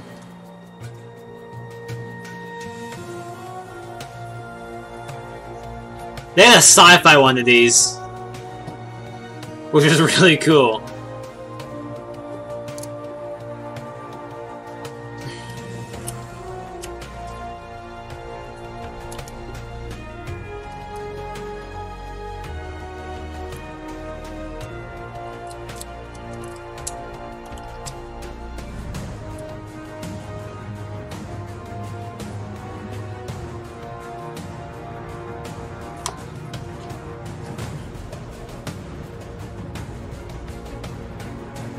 I don't know, it sounded interesting. Ooblet sounded interesting. Joining me on the stage. He's in 1880, it was actually 1800. Executive producer Burkhard Rattheiser and community developer Bastian Thun. I'm not gonna give the game too much hate yet, because it's not out yet. Gentlemen, welcome to the stage. I want to begin right away by asking, for people who haven't seen or experienced the Anno series, what are these types of games like? Yeah, well, Anno 1800 is a PC only real-time strategy game, and it's kind of mixing city building together with economic simulation and naval warfare. And at its core, it's a sandbox game, so you have a vast amount of freedom to explore the world and build huge cities. And I wonder if you could talk to me a little bit about why the choice of the 19th century for this game. Well, the 19th century, it's such an interesting and rich era. There was so much happening in this era. So we had two industrial revolutions. We had major scientific inventions, and also big social changes, and also the creation of the big imperial empires. So it's a really rich era. And what are some of the elements that we'll get to see from the 19th century in Anno 1800? So it's kind of, for the player, it's, well, basically you start with the first kind of medieval settlements, and then it's a kind of a journey through the 19th century. So it's a kind of, you explore everything that kind of happened in this rich era. And I understand that you have a very unique take on how to work with the community, how to gather feedback. I was wondering if you could talk to me about what is Anno Union. So last year at Gamescom, when we actually revealed the game, we decided on, you know what, it's pre-alpha, we revealed the game. We invited the community to basically become a member of our development team. So we launched our Anno Union platform. It's a place where we give constant weekly updates on the current development and invite players to give feedback and basically help us developing the game. Can you give me like an example of exactly how some choices have been steered by the community? So there's a lot of different stuff we did. So like from the feedback we got on our blogs and focus playtests where invited players, we got so much great feedback, which had to completely rebalance the of the game. Also, we heavily expanded on core features of the game based on feedback. We said like, okay, that really seems to work. Players like that, so okay. Let's do it, like improve the quality a little bit even more. Yeah. But they can also vote on actual game content. So we had a big vote for an AI opponent in the game, for a community creation contest where they could create their own island and stuff like that. And I understand that some of this footage that you're sharing right now is pieces that people can go to anno-union.com and vote on right now. Exactly. So just in time for E3, you can go to anno-union.com, check out, we have a vote up where you can vote on one of 5 ships in the game. And that's only the first stage, because in the second stage, we will allow you to design your own ship variant. Ooh. So the winner of that first vote, then you can hand in your own design nodes, drawings, 3D models, whatever you like. And the winner of that contest will actually make it into the game. Now, where is the website that people can go to again to get the most information right now? Yeah, just check out anno-union.com. That's basically our big community platform, and we want to invite. Anno's kind of interesting. I've seen slight footage of some of their games. They look really fun. Just check it out. I want to get their sci-fi one still. Haven't got a chance though. Our next title is the final. I think it's called Battle Anno Royale of the 2100. night, and frankly, Finally, let's get this out of the way. It's going to be talking about it, and it's a little bit, maybe not what you'd expect. Publisher TinyBuild is known Let's for just get this Battle Royale game out of the way so we developers get to the other strategy and games. ideas to the fore. Because we've got no strategy games, except for Anno. And now I'm delighted to be able to bring you the world exclusive reveal of a game developed by Galvanic Games in cooperation with Explosion. Inspired by the Cyanide and Happiness webcomic, Rapture Rejects is Battle Royale as you've never seen one before. Oh, ladies no. And believe it or not, top down, isometric, cartoony, and basically bonkers. Let's take a look at what Okay. the man upstairs makes an epic film. Okay, Cyanide had happiness. Oh no. Oh, this is gonna get bad. This is gonna get good. Nia, do not give him ideas. Jake Solomon can almost be as mad as Todd Howard at times. Remember, he made a game about him. He made his second about him losing. Oh Dear no. God, every day I strive to be closer to your light. I pray that when Judgment Day, that most holiest of days, comes upon us, when you bring all the good people to heaven, that I may live in eternal glory by your side. Amen. Oh no, God's gonna answer his wish.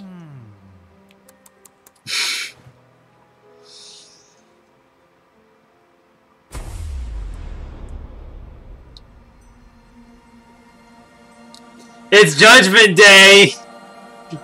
And you're not coming.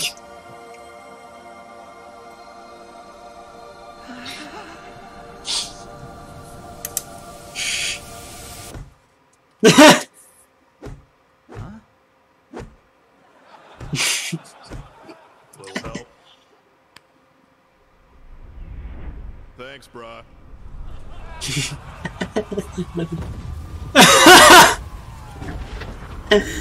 Okay. This look. He just chucked. Okay.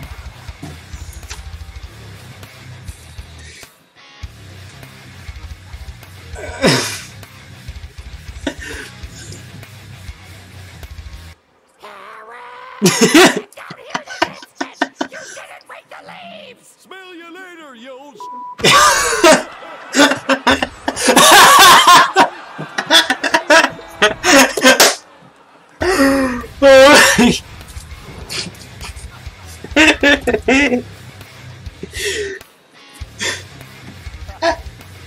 This is great. I'm okay with this. I want to see this. Our final game that we will be showcasing this evening is from perhaps the most famous stealth action franchise in gaming, the Hitman series. Oh, Let's take a look at a brand new trailer from Hitman 2. Alright. Last game. That Battle Royale game spoke to me on a spiritual level. I need it. Welcome to Miami, 47. The innovation race is on its last day, and it is down to the wire. See you later, little shit! No! And Sierra Knox. A day of high-octane thrills and two very public targets. It is probably one of the... It is definitely one of the best in-action stealth games on PC. It's been running for a long time. Yeah, he could say that. He can say it, and it's probably true.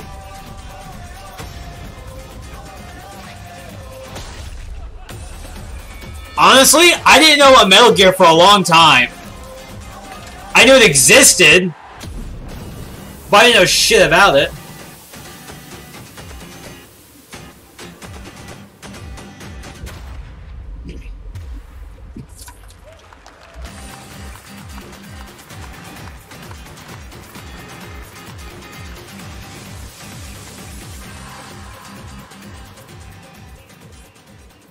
Joining me to talk about Hitman 2 is game director from IO Interactive, Jacob Mickelson. Join me up here, Jacob.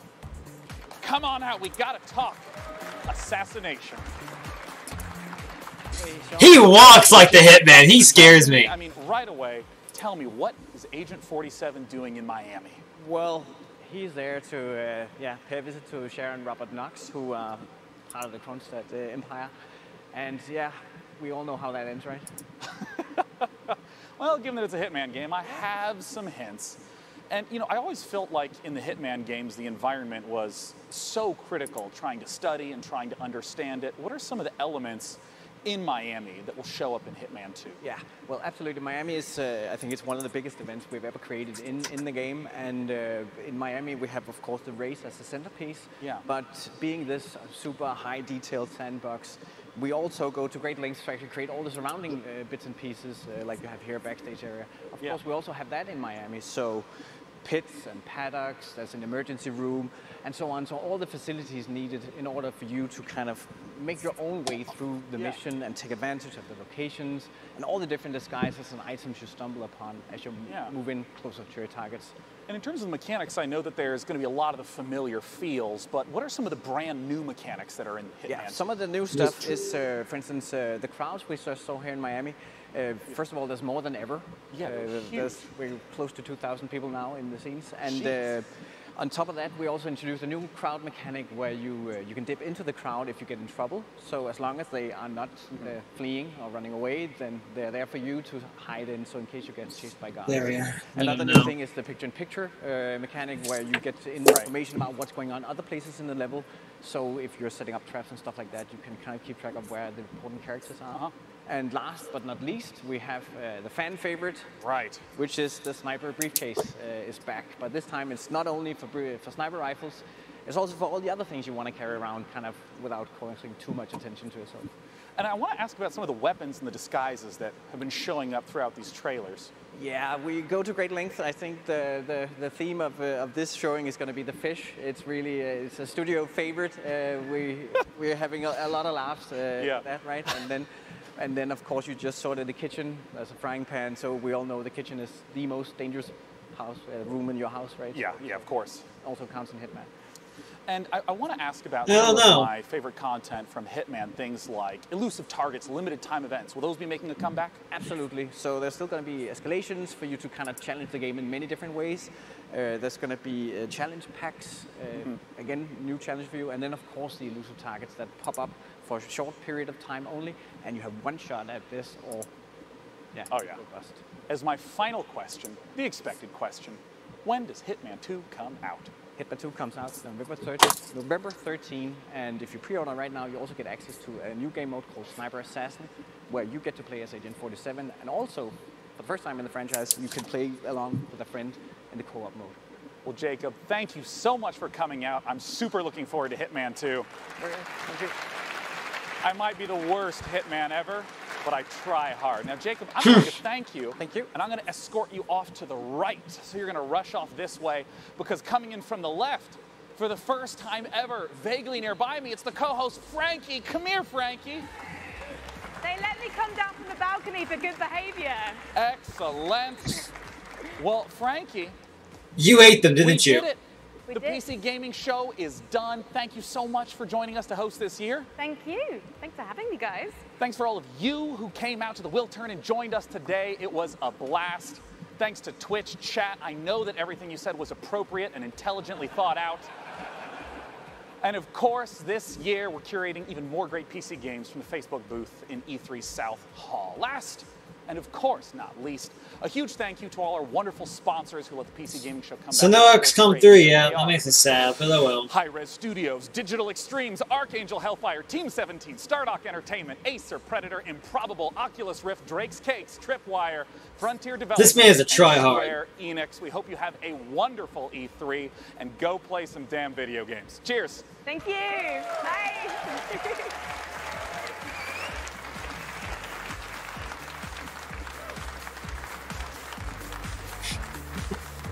Look, they're getting ready already. All right. Okay, time to just go recap everything that went through. So, let's see here. We have Satisfactory. That, well, It looked like No Man's Sky, and we all mistook it for No Man's Sky. It looks really fun, because No Man's Sky at this point looks fun, so yeah. And yeah, I know something's an hour. Let me recap, damn it, so I can get some dinner. Neocab. It looked like a really weird presentation, and looks kind of like a Telltale game, I guess. I wasn't really too interested there. Mavericks Proving Grounds. The first of the friggin'... what's it called? Battle Royale games. The presentation was really nice. It was like everything it was everything Rage 2's presentation should have been, only done right.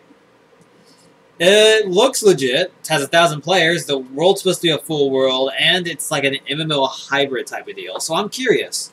I think the Battle Royale thing they were describing in there was more like a simulation. You jump in. That's kind of how you do it, I guess. I don't know. The Forgotten City. It looks fascinating, and it looks kind of fun. That's about it. Okay.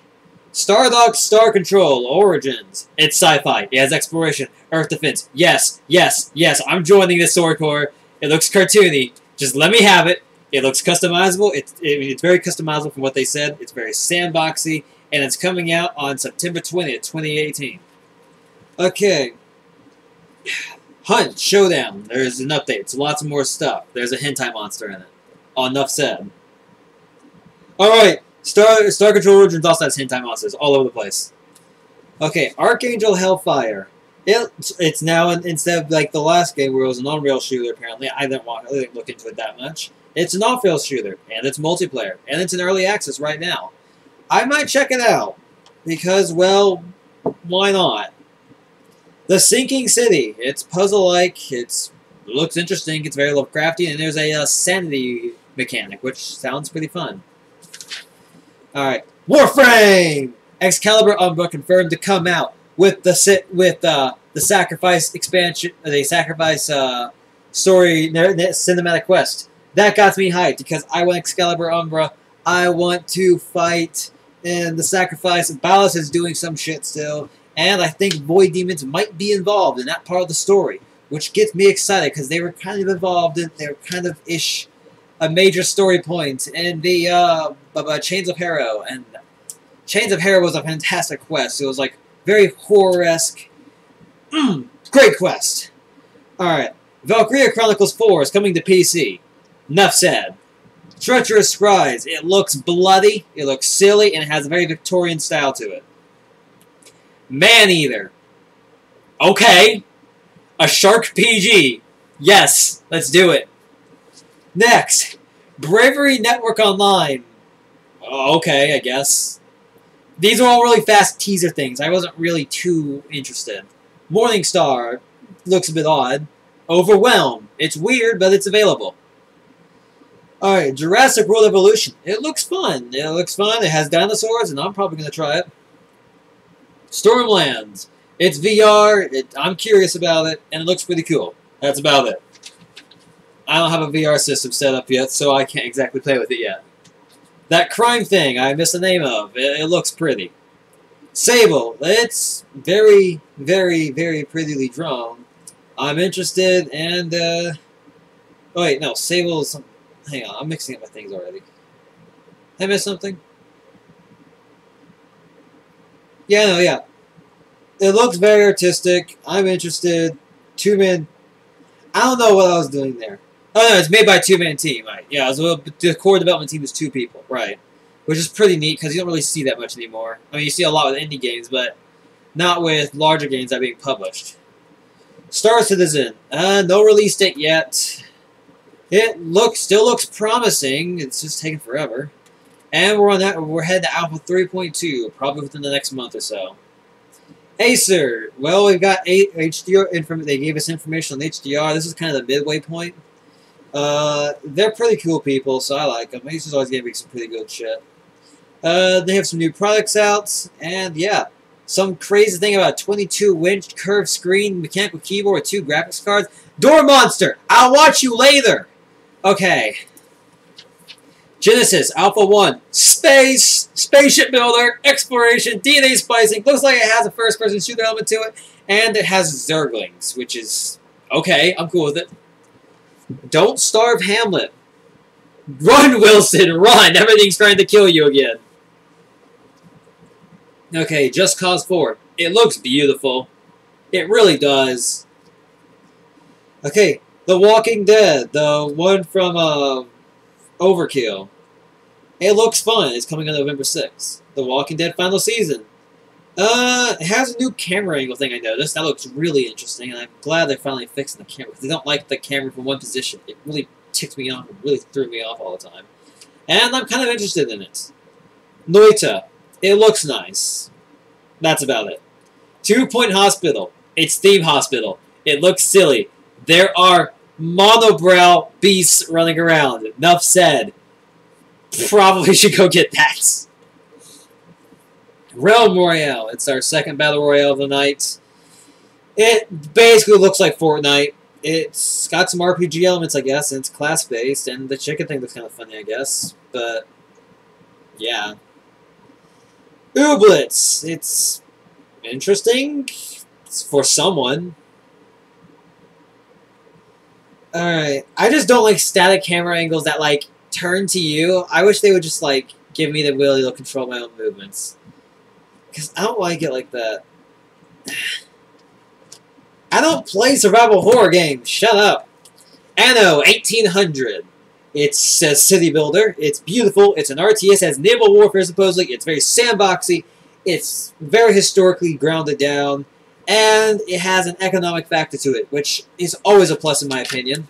They have the Anno Union, which is basically just a player hub for people to meet up and just kind of, well, not meet up in game, but meet up on like on their own little social media so they can all talk about the game and kind of get it built up the way they want it to be. Rapture Rejects. Let's go back to that trailer. I'm gonna see if I can't find that trailer again because that's all that needs to be said. It's a bit further back. Right, a bit after this. All that needs to be said. Fuck it. This is all that needs to be said. Everything right here. Yeah!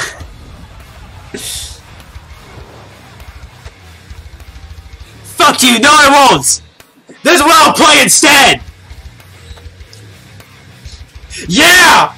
The first Battle Royale I'm actually mildly interested in!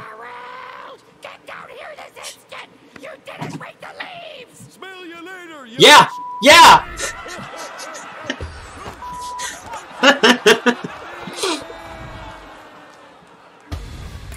Nuff said! Okay. Anyways, moving on to Hitman 2. I know my friend will buy, my friend Drew. He's gonna love that. It looks cool. It looks really cool. They got a lot of new mechanics. It's coming out November 13th. No! The camera angle, that's different. It's top down. I don't like it when the camera angle's like a weird kind of like, it follows your body, but it doesn't, but it still limits you to a single room. That's what I mean.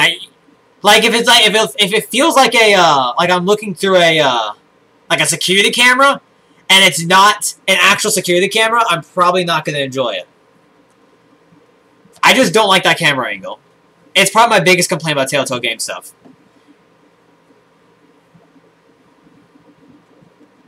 Yeah, well, after that, that's everything. We've gone through everything. Yeah. So, I don't think there's anything else I have to talk about, and we got 45 minutes until the Sony press conference. So, that'll be a thing. I'm going to go close this stream off, and I'm going to get myself some dinner. And then, or, you know, should I even bother closing it off, or should I just keep it running? And we just, I just go, actually, no, I think I have to cook dinner. I might not have to.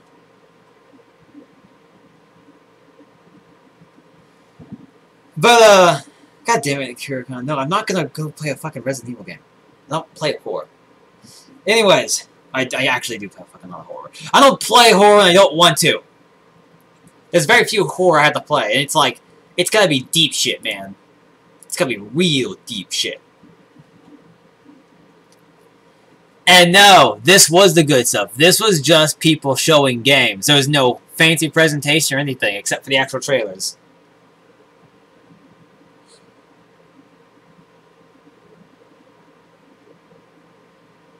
Huh. Oh yeah, I probably would have to cut the camera. Should I keep the stream running, or should I just kind of like... I don't know. Can I pause the stream? I can't pause the stream right from this. I don't know, I'm thinking if I keep the stream running since it's E3 and the next one's going to be up in 45 minutes, we could just like... I could just pull up a game or something and we could just goof off when I get my food.